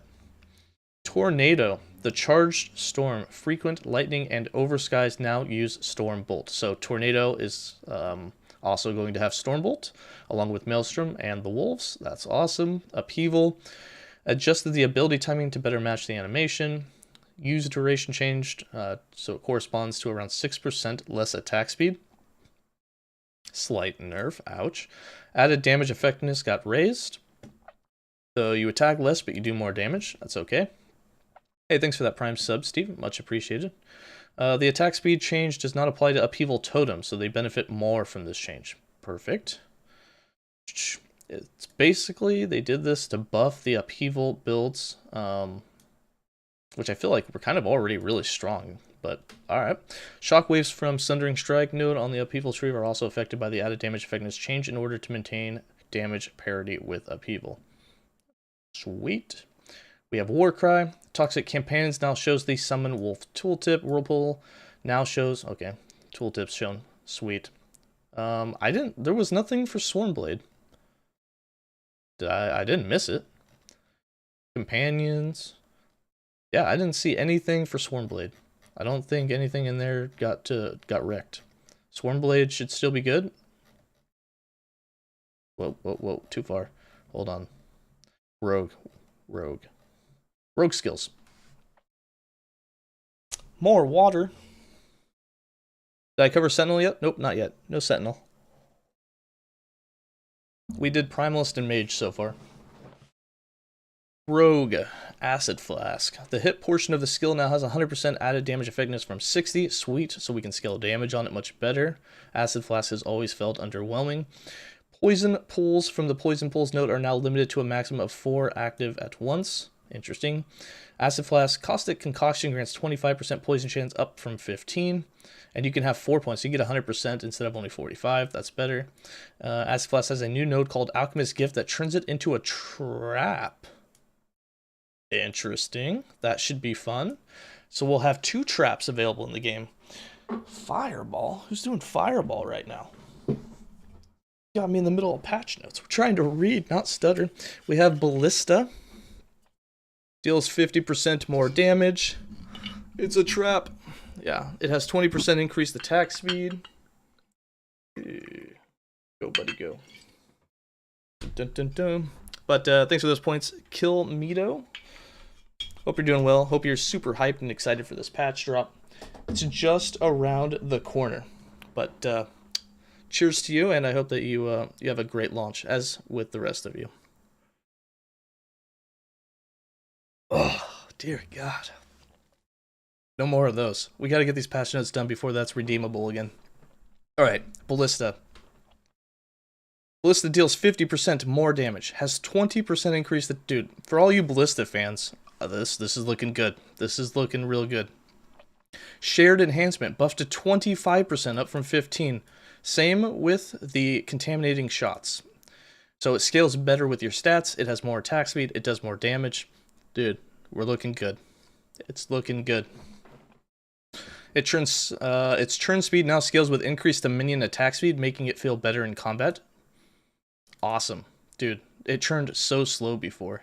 That's awesome. Added a new node, Agile Engineering, which grants 1% increased placement speed per dex and 1% increased attack speed per 5 dex. I mean, as a rogue, you're already scaling dex, so that's a huge buff. It is attached to the root node, and the efficient construction and rapid fire nodes now require 1 point in it instead of being attached to the root node themselves. Flaming Shots now requires 1 point in Agile. That's fine. Yep. Sturdy Foundation grants 15% increased duration. Sweet. It lasts longer now as well.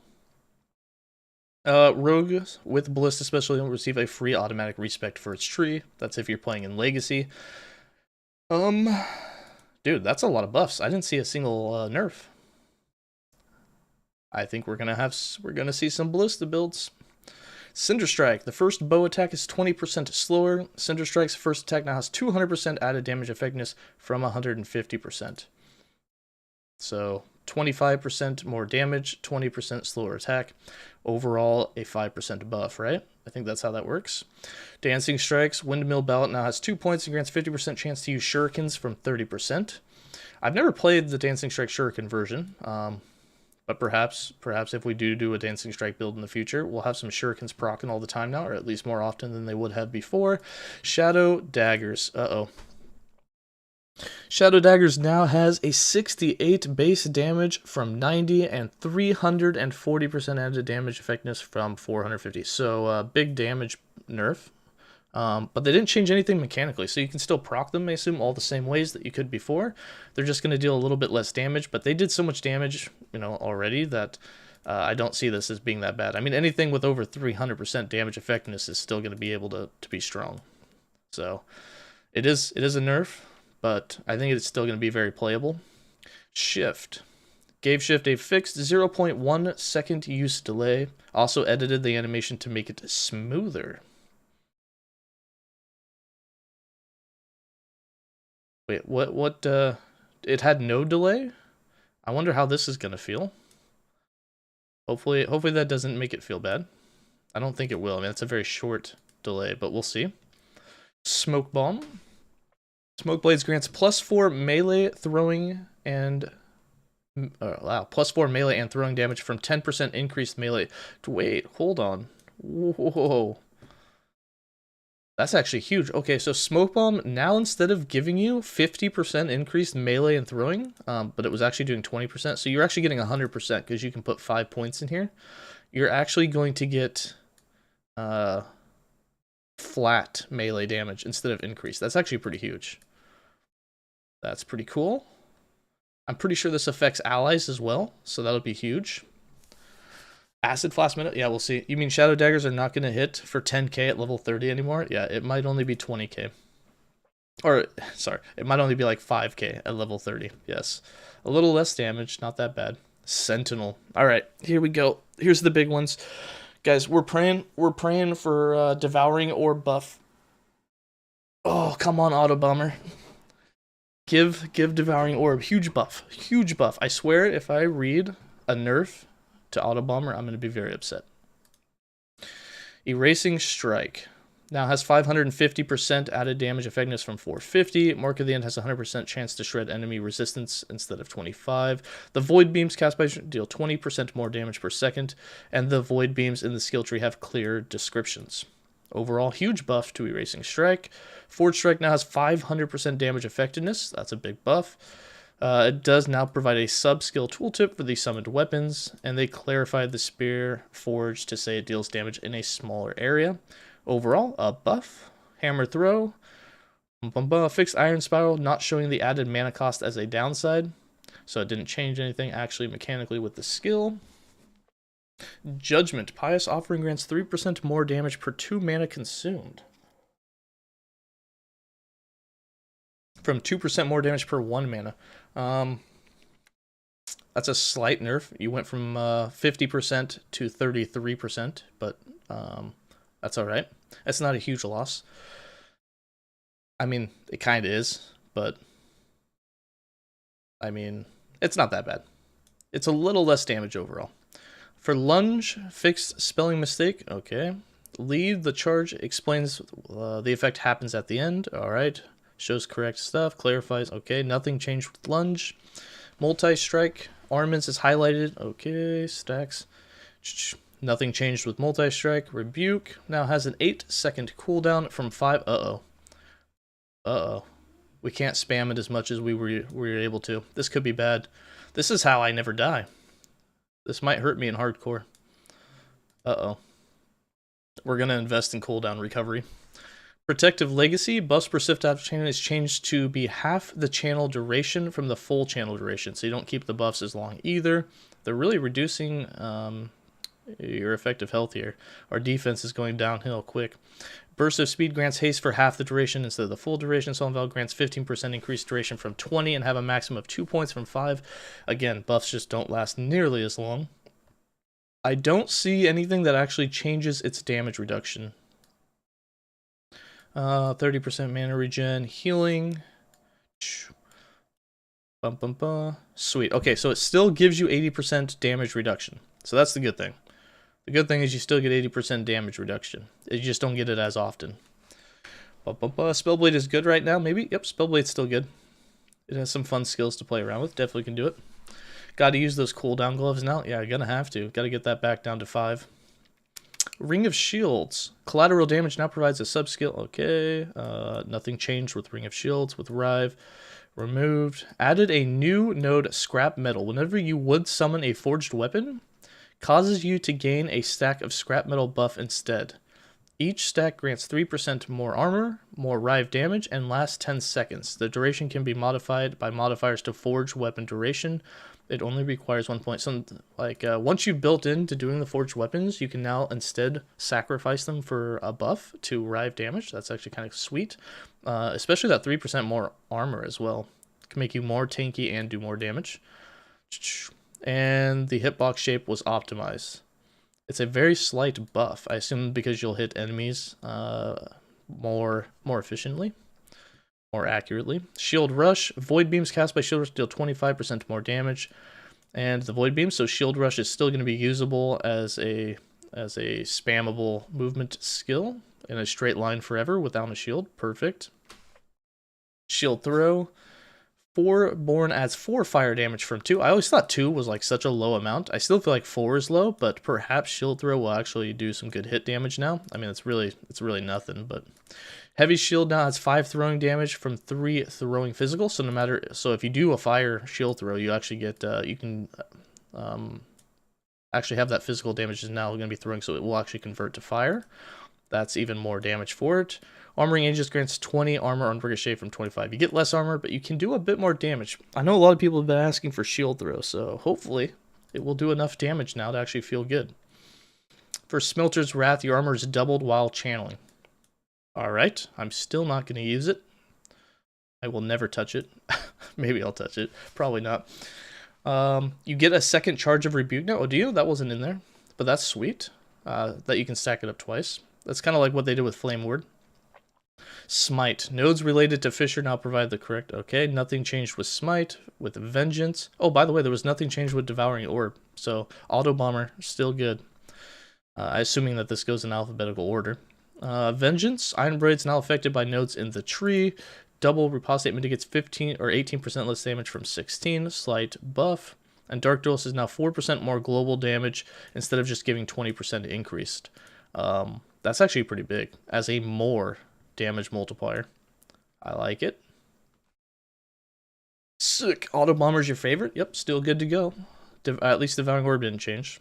And then for Warpath, Juggernaut Stance explains in the alt text that you can block without needing the shield. Reckless Spin. Okay, just some tooltip changes. And the Primalist. Passives. Alright, so we're done with skills. Now it's time for the passives. Oh boy. Primalist. Berserker grants 15% more melee damage from 20%, 4% less damage taken from 5. So you lose a little bit of DR here. Not horrible, but you do lose a little bit. What was Berserker? Berserker you have 5 points in, so you were able to get 100% more melee at low life, and it was 25% less damage. Now it's just going to be 20%. But, I mean, still good. Ligonian Wrath now grants +1 melee damage and spell damage per point. With 4 points allocated, you have 25% chance to cast Stormbolt when hit. Sweet. Lagan's Answer now grants 8% chance to cast Stormbolt on spellcast and a 20% chance to cast Stormbolt while channeling per point. Hold on. That's actually huge, because can't you turn Gathering Storm into a spell? Or is it a ranged melee? I don't remember how that one works.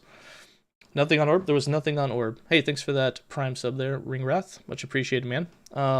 Yeah, the Auto Bomber is still good to go. Nothing changed with Devouring Orb, so we're good. We didn't get a buff, but at least it didn't get nerfed, so it's good.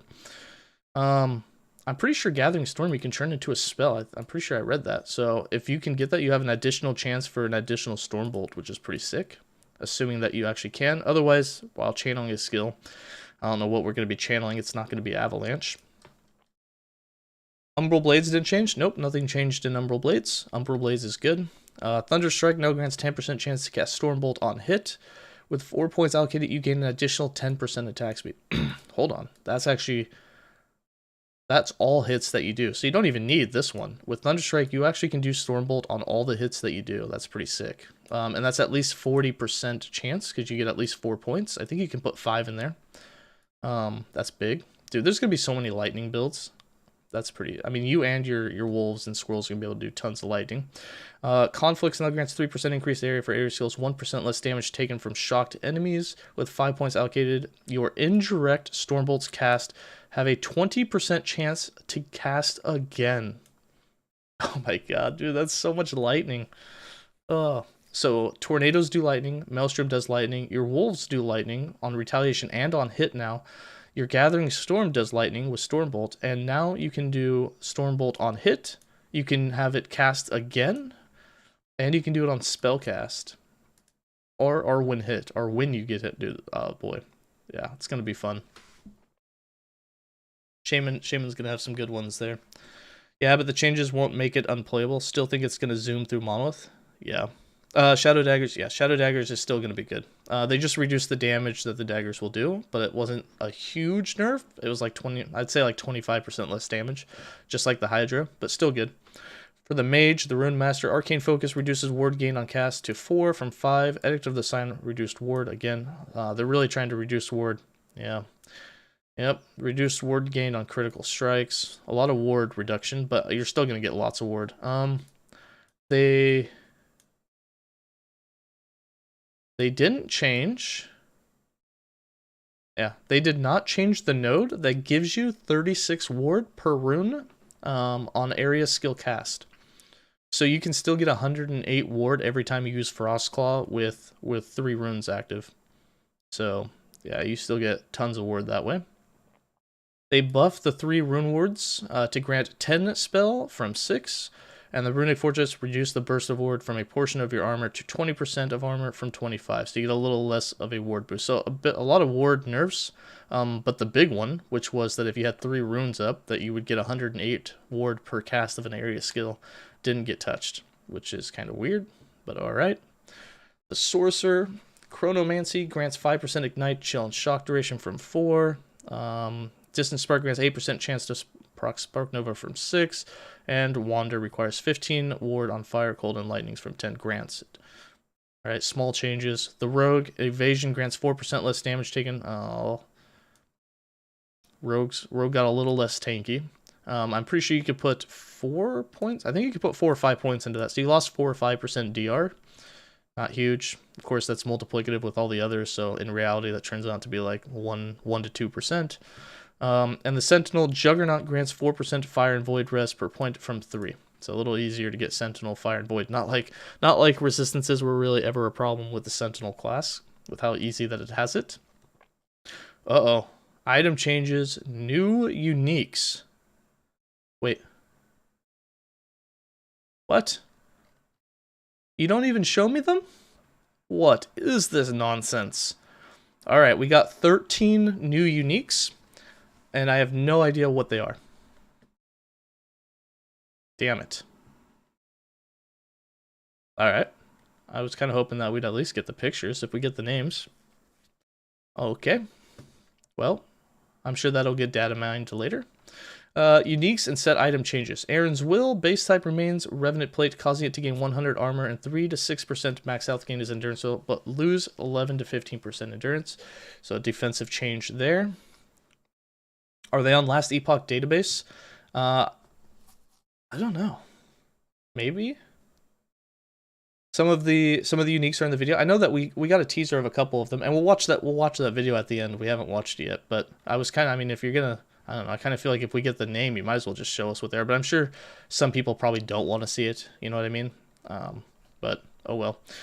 Arborant Call. The increased minion damage mod is now just affects minion melee damage. Hold on.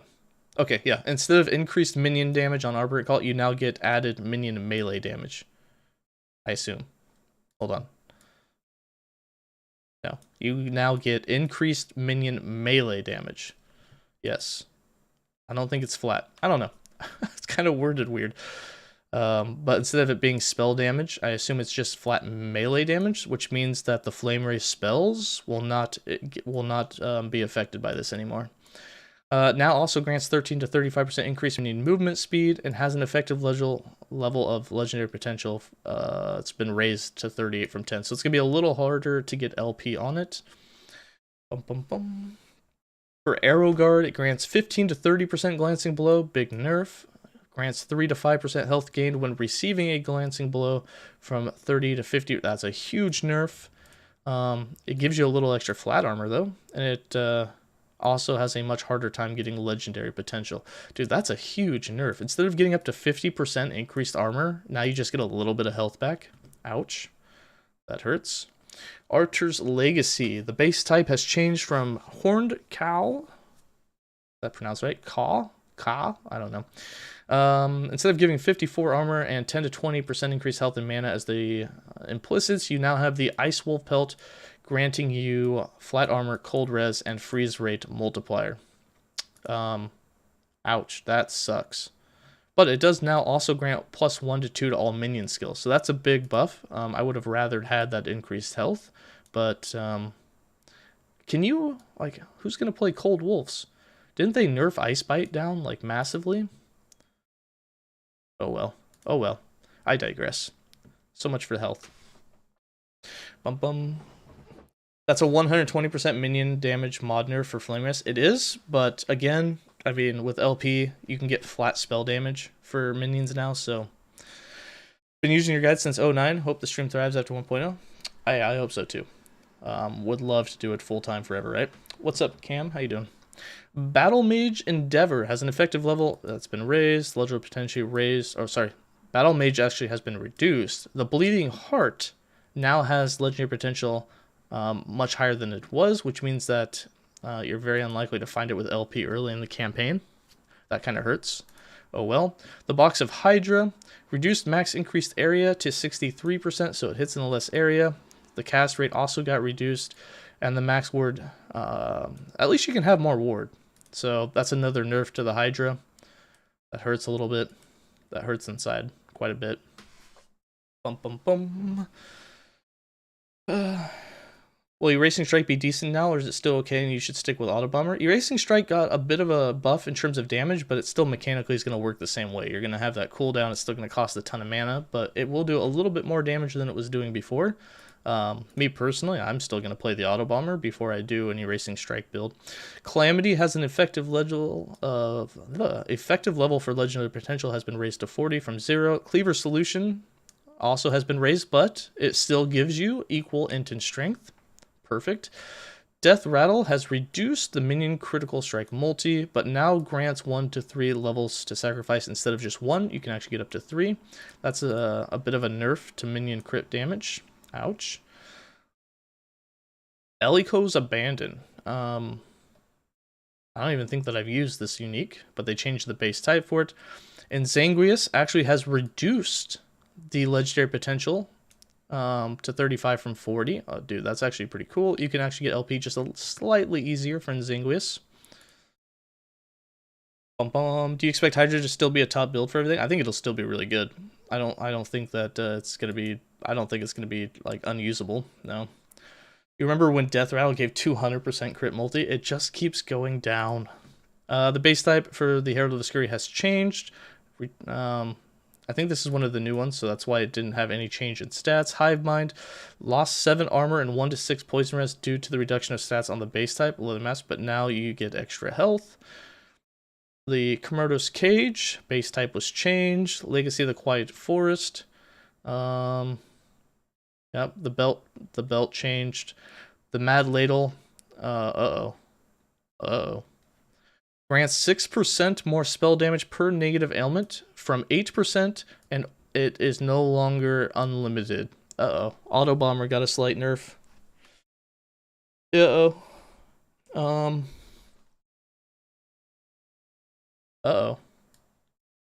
Yeah, Auto Bomber will actually do a little bit less damage. We'll have to test that. It should still be okay. I mean, you're still going to get 48%, but we were getting like 14 ailments, which was putting us at like 100%. So to go from 100% down to 50 is, ouch. We'll see.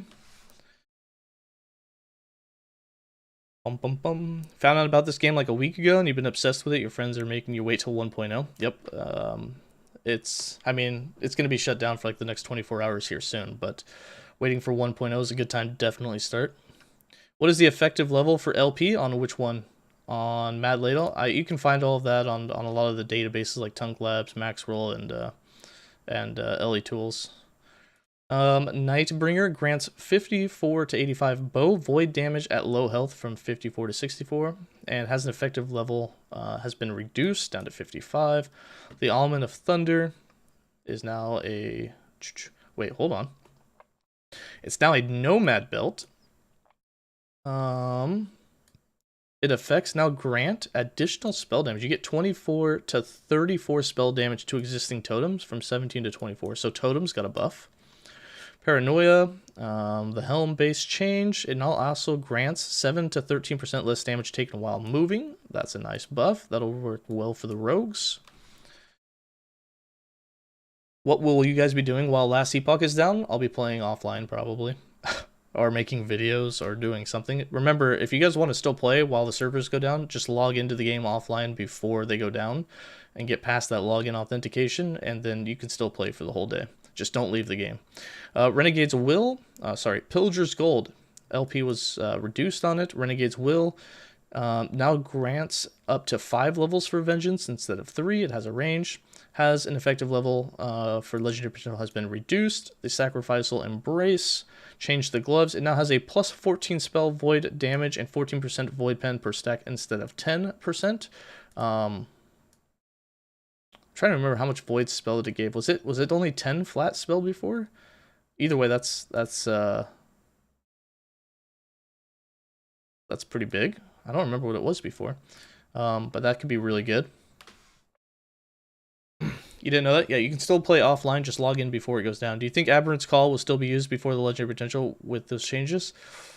I mean, you're still going to use it probably because you're going to want all those maximum wraiths because it gives you so many more wraiths. So you're probably still going to want it. It just won't do as much damage, which means the leveling will probably be a bit slower, but as soon as you get LP, the end game could be probably stronger. The Sanguine Horde, another quiver, gains 25% increased attack speed from 20, lowered the LP, so it got a buff. Shadow Beacon grants 1 to 2 for void skills instead of just a flat 1. And it also grants -10 to -5 to Erasing Strike mana cost, making Erasing Strike also be a little bit cheaper. We might have, if we find that, we might have to give you Erasing Strike. The Shroud of Obscurity, which almost nobody uses over in Zanguis. The base type changed from the robe. It grants 14 grants additional ward on dodge, and it has reduced its LP. I'm still not going to use it. Sunforged Great Helm changed base types. Same with the Sunforged, the Sunwraith.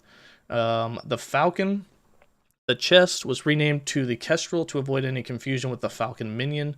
We did the same sort of thing in the Monolith Unique Shield, the Slab. No longer grants 15% increased movement speed if you had... Wait, what? Instead of getting 15% movement speed, if you've hit an enemy, it now just grants you straight up 5 to 7% increased movement speed all the time. Now also grants a chance to gain haste on hit. Oh, this is overall a big buff. It also now grants increased haste effect on you, and it now also grants +1 to dex skills. Wow, that is a much better leveling unique. You're going to definitely be moving a lot faster with that. That's actually pretty big. Didn't catch my answer. What is the level effective LP again? Of which item? I don't remember what item we were talking about for it. Are you talking about for Aberrant's Call? Or was it a different one? Trogus Teeth, another quiver, grants Frostbite chance on bow hit. That's been raised considerably along with its freeze rate with puncture. The Twisted Heart, both current health and to ward conversions now are 5 to 8%. So you get way less ward out of the Twisted Heart. That's a nerf for ward. The Storm Crown, I believe this is for the Lightning Meteor, has changed. You get a little extra int from it, little extra lightning pen. Zuria's Hunt, triggered effects grant increased lightning penetration that's been increased, as well as the Legendary Potential effective level has been reduced. And now we have base items. Oh, what does effective level mean? Effective level is essentially the higher the effective level, and I don't know the actual formula off the top of my head, but the effective level, the higher it is, the harder it is for LP to drop on an item. That's essentially all it is. Yeah, just like Zalith has said, it's generally just the difficulty rating for the Legendary Potential roll chance. The higher that number, the harder it is to get LP on that item. That's all it means. So when they lower that, it means those items that weren't getting LP before or were hard to get are a little bit easier. You'll just more likely find LP on them. All classes. Added many new faction-themed items that players can buy from the faction gamblers for favor. Yep. Item level requirement from affixes is now capped at 90. Alright. It was theoretically possible for an item to require level 101 by sealing a tier 7 experimental fix on an item. Yeah, essentially every item, no matter what you have on it, even if it's 4 tier 7s, the maximum level is going to be 90 now. So as long as you're level 90, you can wear any item in the game. That's outside of faction ranks.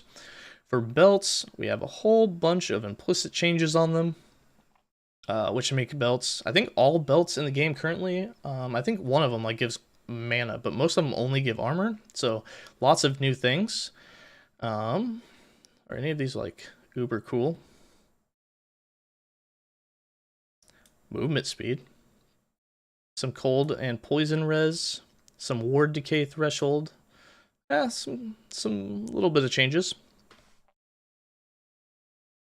But will be easier to get Apothes Maul. Apothes Maul was not on the list, so I assume that it's the exact same as it has been.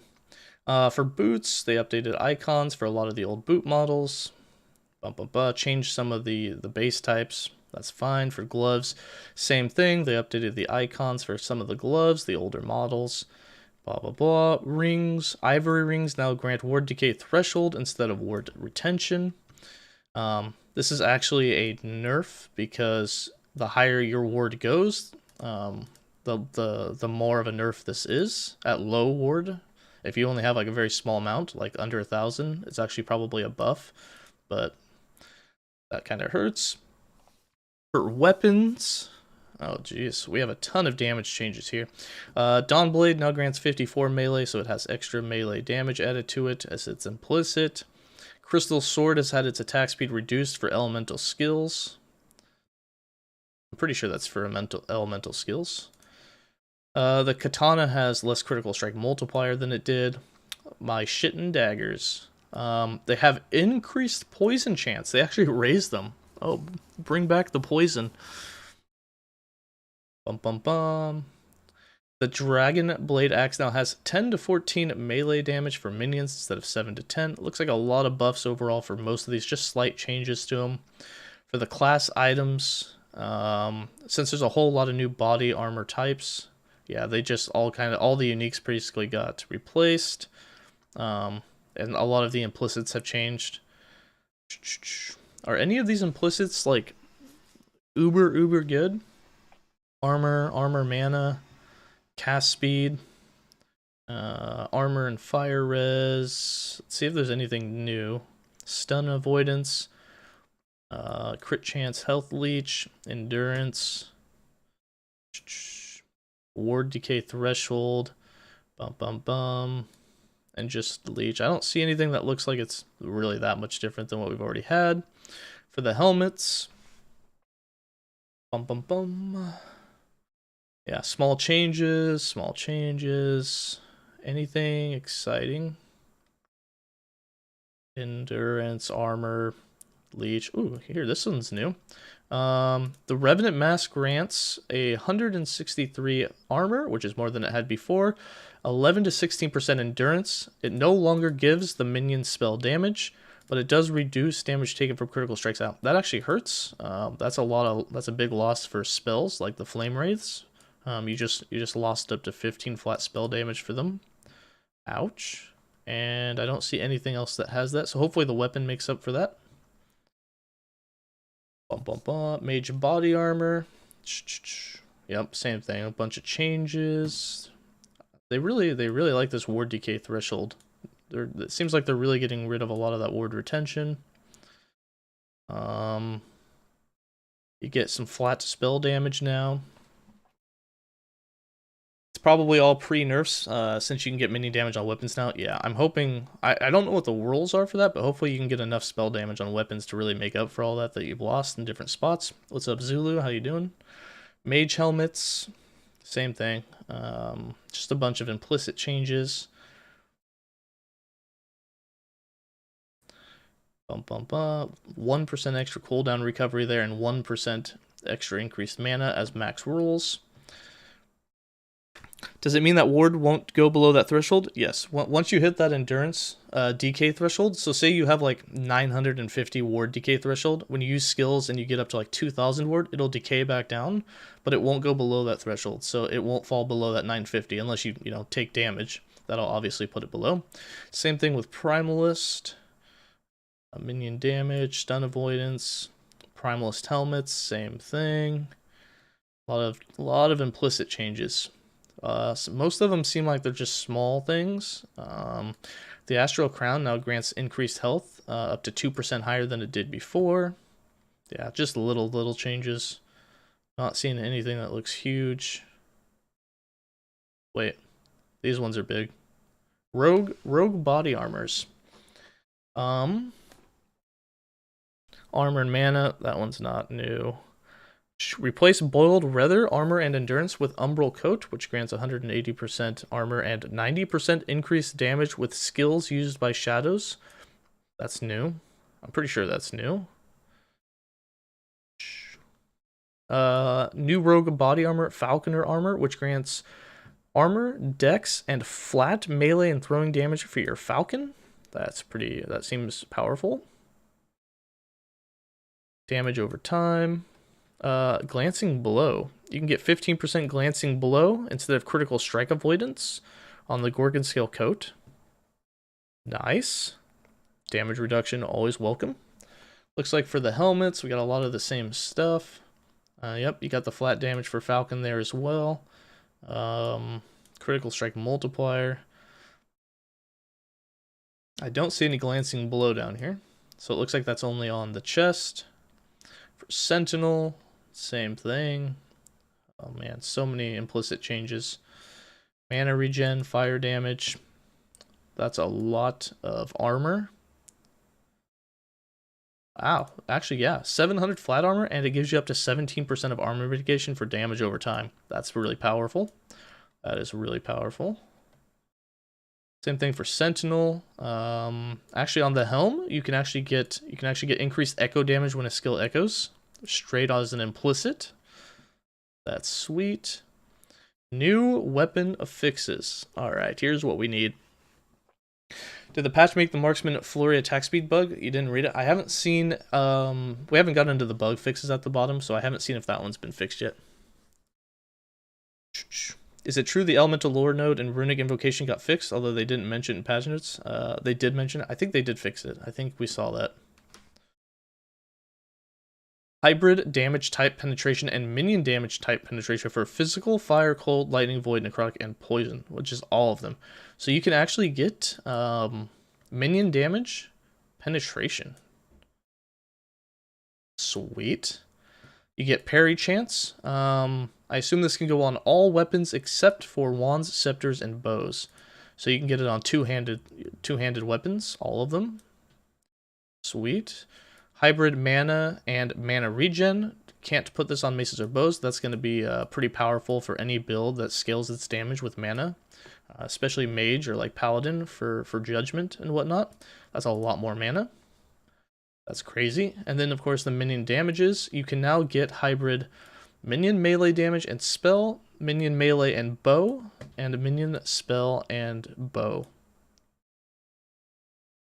That's actually pretty cool. So like minion spell and bow you would want for the mages, the skeleton mages and skeleton archers. For minion melee and spell, you'd want this if you're doing like flame rays on top of like the melee rays. Dude, that's actually pretty cool. It doesn't give us the rules. I'm curious how high those actually roll. Bleed builds got nerfed. Onion build. What? I haven't seen anything about bleed yet that got nerfed. New acolyte affixes. Level for all the new skills. Makes sense. Yeah, all the new skills have some of their sweet things. Yep, increased damage over time if you have an ailment overload. Yep, all new things. Primalist, you have the level for the new skill. Chance to gain storm stack when you use Gathering Storm and hit an enemy. So wait, you automatically get a storm stack whenever you use Gathering Storm, right? So you have a chance to get an additional one. You can get more than one stack per use. That's actually pretty sick. Less frequency of expending storm stacks and added spell damage for storm bolt. That's actually, see, this is actually really powerful. Because if you don't have them expending the stacks as much and you can stack them up, your other skills that use them and do more damage with them will then use them. Like we saw with Fury Leap. That's actually pretty cool. And then of course you can also do the opposite effect and get increased frequency of expanding them.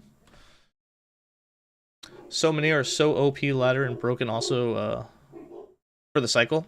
Yeah, we'll we'll see. I mean, we'll see what pops up on the ladder, but bleed builds have been pretty good. There's a few of them out there. Rogue affixes. Yep, all the new skills. New Sentinel fixes for the new skill. Enemy changes. Chapter 3 replaced old enemies, updated old ones, replaced old ones with new ones. So Chapter 3 has new enemies. Chapter 4 has a ton of new stuff.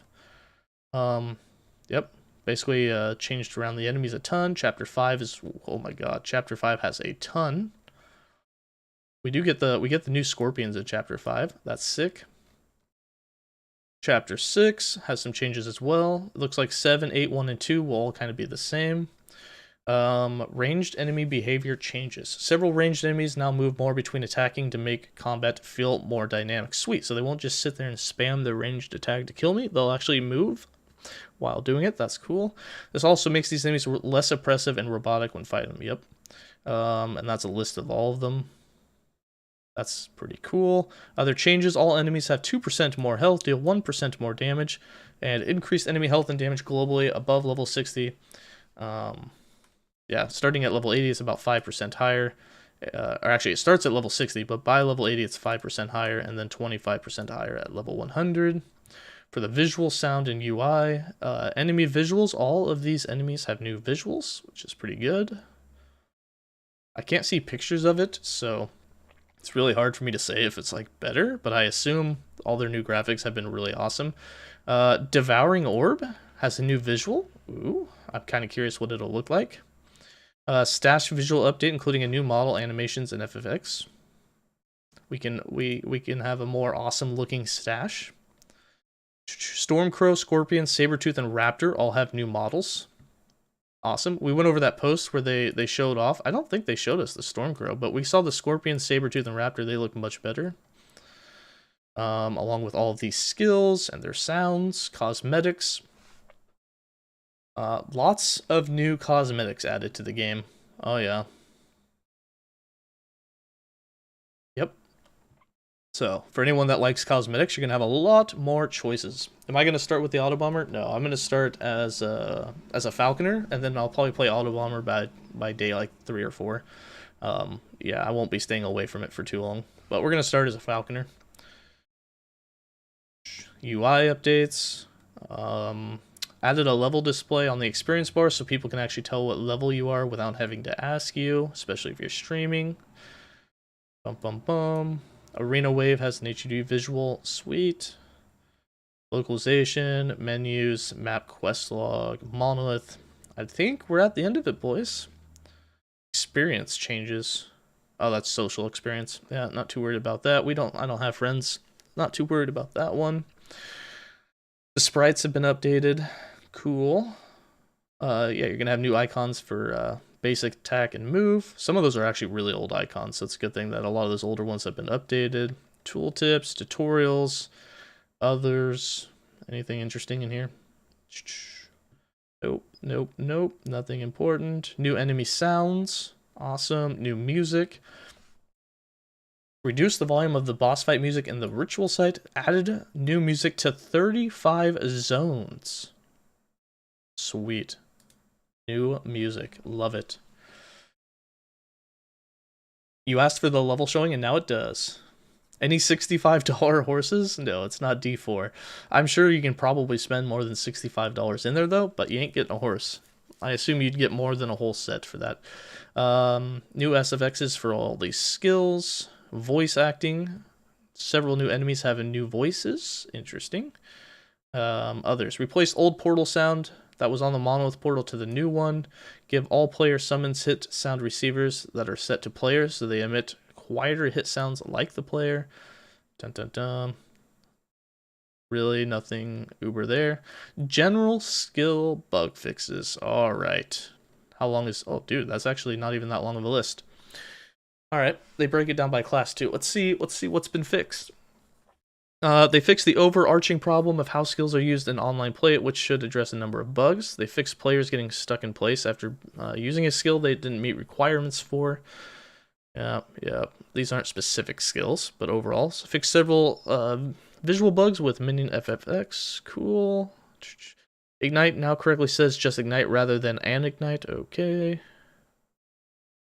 Here we go. Smite. Smite now behaves the same as lunge, but can bypass obstacles. Oh, when it's used as a teleportation, when you're traversing with it. Sweet. Okay. Focus now goes to the furthest accessible point like teleport, and Void Cleave now works the same as shift. Okay. I wonder if that's going to change like kind of your leap with it. We'll see. Fix the bugs as a result of quickly tapping channeled skills. So, hopefully, for those of you that played Flame Rush as the Rune Master, hopefully this fixes that whole Flame Rush. Like, many of you have probably tried Flame Rush with all the different invocations and stuff, and like the channeling of it, especially if you tapped it, was like busted. Warpath kind of did the same thing, where if you tap Warpath, it'd get like stuck. Hopefully that's been fixed.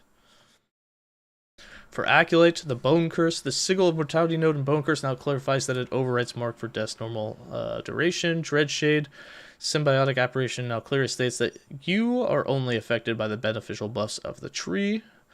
Harvest, fixed a bug where Harvest physical conversion did not change its VFX, so it'll look better now.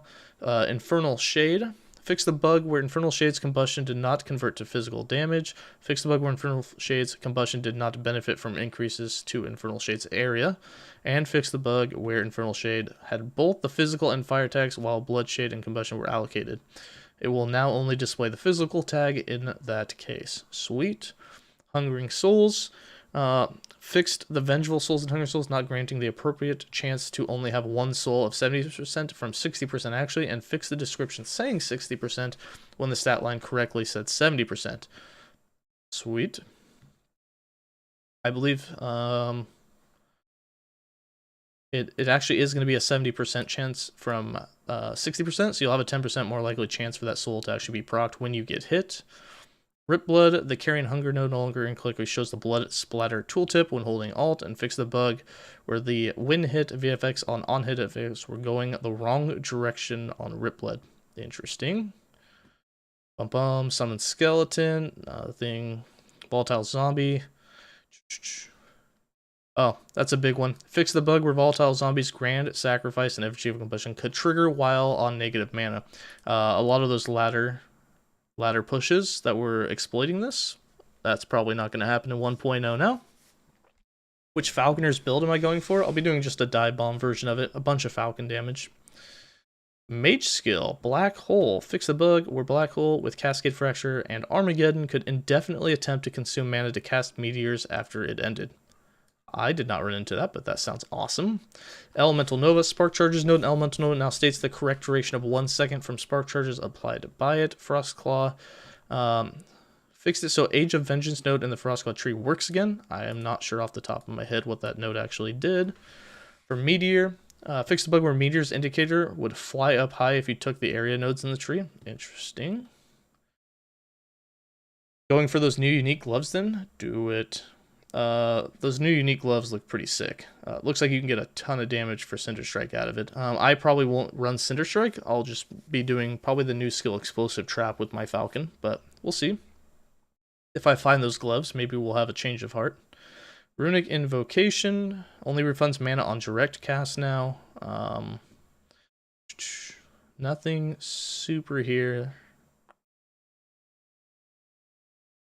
It wasn't gaining the bonus damage per rune consumed, but now it will. That should fix a whole lot of skills from being kind of bad. That's a big more damage multiplier. I don't think it's big, but it is more damage, so it helps. Avalanche, fix the bug where the Coldstone Elementals from Elemental Bond did not receive the attribute scaling listed on their tooltip. I doubt that's going to make them like super viable. They just didn't seem to be that strong at all, even if you're scaling attunements. So you're going the screen-wide cold explosion looking thing. Is that Ballista that looked like that? I'm not sure which one you're referring to, but maybe. I know Dive Bomb won't be converted to cold, but he'll have a nice area of hit. Eterra's Blessing shows a bunch of tooltips. There's really nothing super big here. What were some of the skills that we were really worried about? Spelling errors on Thorn Totem, Swipe, more info for them. Yeah, Warcry, Flurry. Okay, here we go. Flurry. Fixed a bug where multiple skills such as flurry or detonating arrow would miss a target that it shouldn't. Well, okay, they fixed one thing. It seems that you can now hit targets better with your arrow skills. I'm really hope they didn't say anything about the attack speed bug that there is, but we'll see. Hopefully they do something else in there. We'll see. Powering orb, nothing really major there. Just tooltips, lots of tooltips. Tooltips. Don't see. Yep, more tooltips. Lots of tooltips. Arena bug fixes. Minions will now travel with you into arenas correctly. Fix the bug where enemies break in the arena after transitioning scenes. They fixed the synchronized necrotic traps and rustlands. Alright. They fixed, I don't know if you guys knew this, but there's a ton of controller support now. They fixed a ton of bugs with that. I assume that they're going to be working much, much better. Dungeons. Fixed the bug that would cause dungeon boss doors to open in solo play before they were already pressed. Interesting. The Monolith of Fate. Fixed damage value on damage and crit chance Monolith mods. I assume all the mods are going to be, yeah, fixed, especially since they're static now. Online gameplay. Alright, here we go. How's our performance doing? Addressed multiple issues that could cause critical matchmaking failures that result in errors such as infinite loading screens, disconnects, and the inability to log in. Hopefully we see a lot less to none of those. Server latency is now accurately reflected on login by pinging available servers. Sweet. Fix the number of bugs that cause infinite loading screen for online and offline Monolith. Fix a ton of bugs around it. Performance should hopefully be a ton better. Address a number of problems that were specific to players portaling to each other. Party play should feel better. Movement skills would result in rubber banding effects. They fixed some cases, but probably not all. That might still be a thing. Fix the bug where the chest not being clickable and some of the animations going missing. I didn't run into a whole lot of these, but should be much, much better. I didn't see anything really in performance loading. Fix the bugs that cause infinite loading by rapidly clicking during the loading screen of a transition.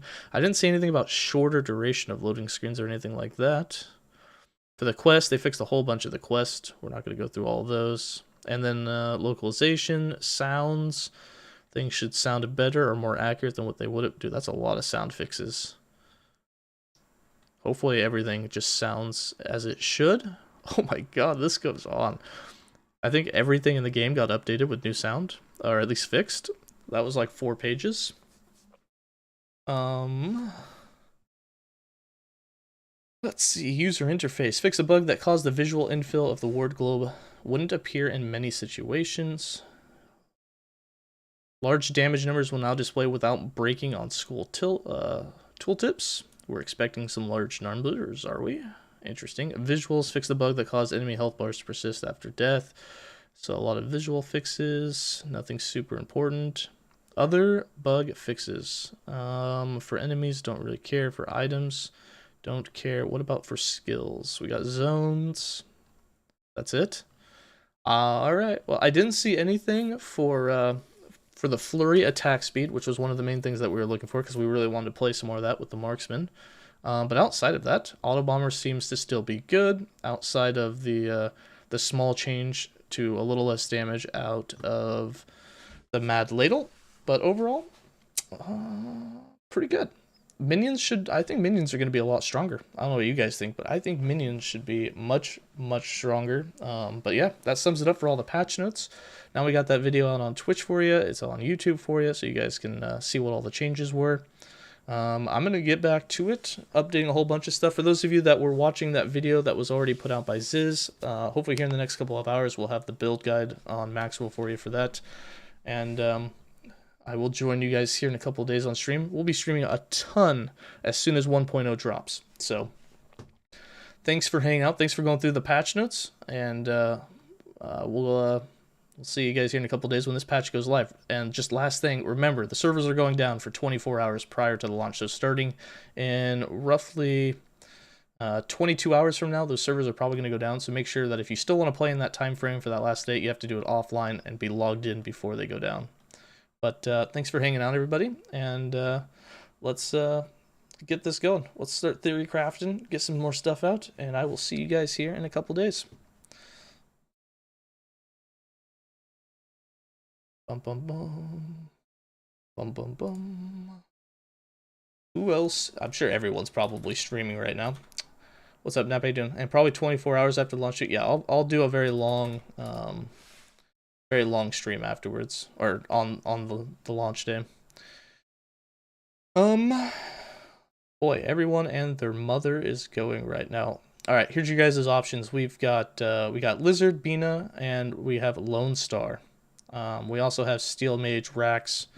That's the list that I have. You guys care who we go to? I got a raid from Lone Star the other day, so we'll probably go check out Lone Star if no one else has a preference.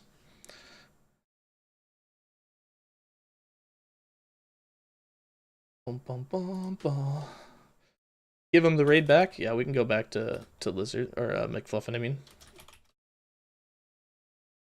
So your Flame Wrath guide, or are you adding Ore of Decay now? I probably will. I didn't see anything about Ore of Decay get changed, but Ore of Decay for the endgame version, I did put that in there just because you get all that healing and it just feels so much better getting all of your life back every second. Bum bum bum. Lizard. All right, guys, we're gonna go for McFluffin because I'm gonna give him back the one that he gave me. Wait, is he not here? Where is everybody? Hold on. Maybe they didn't put it in their title tag. Are they not online anymore?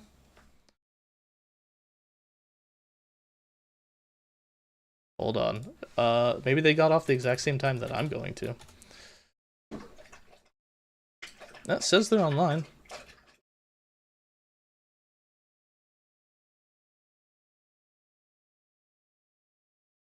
Alright, we're just gonna do this the old-fashioned way. The old-fashioned way.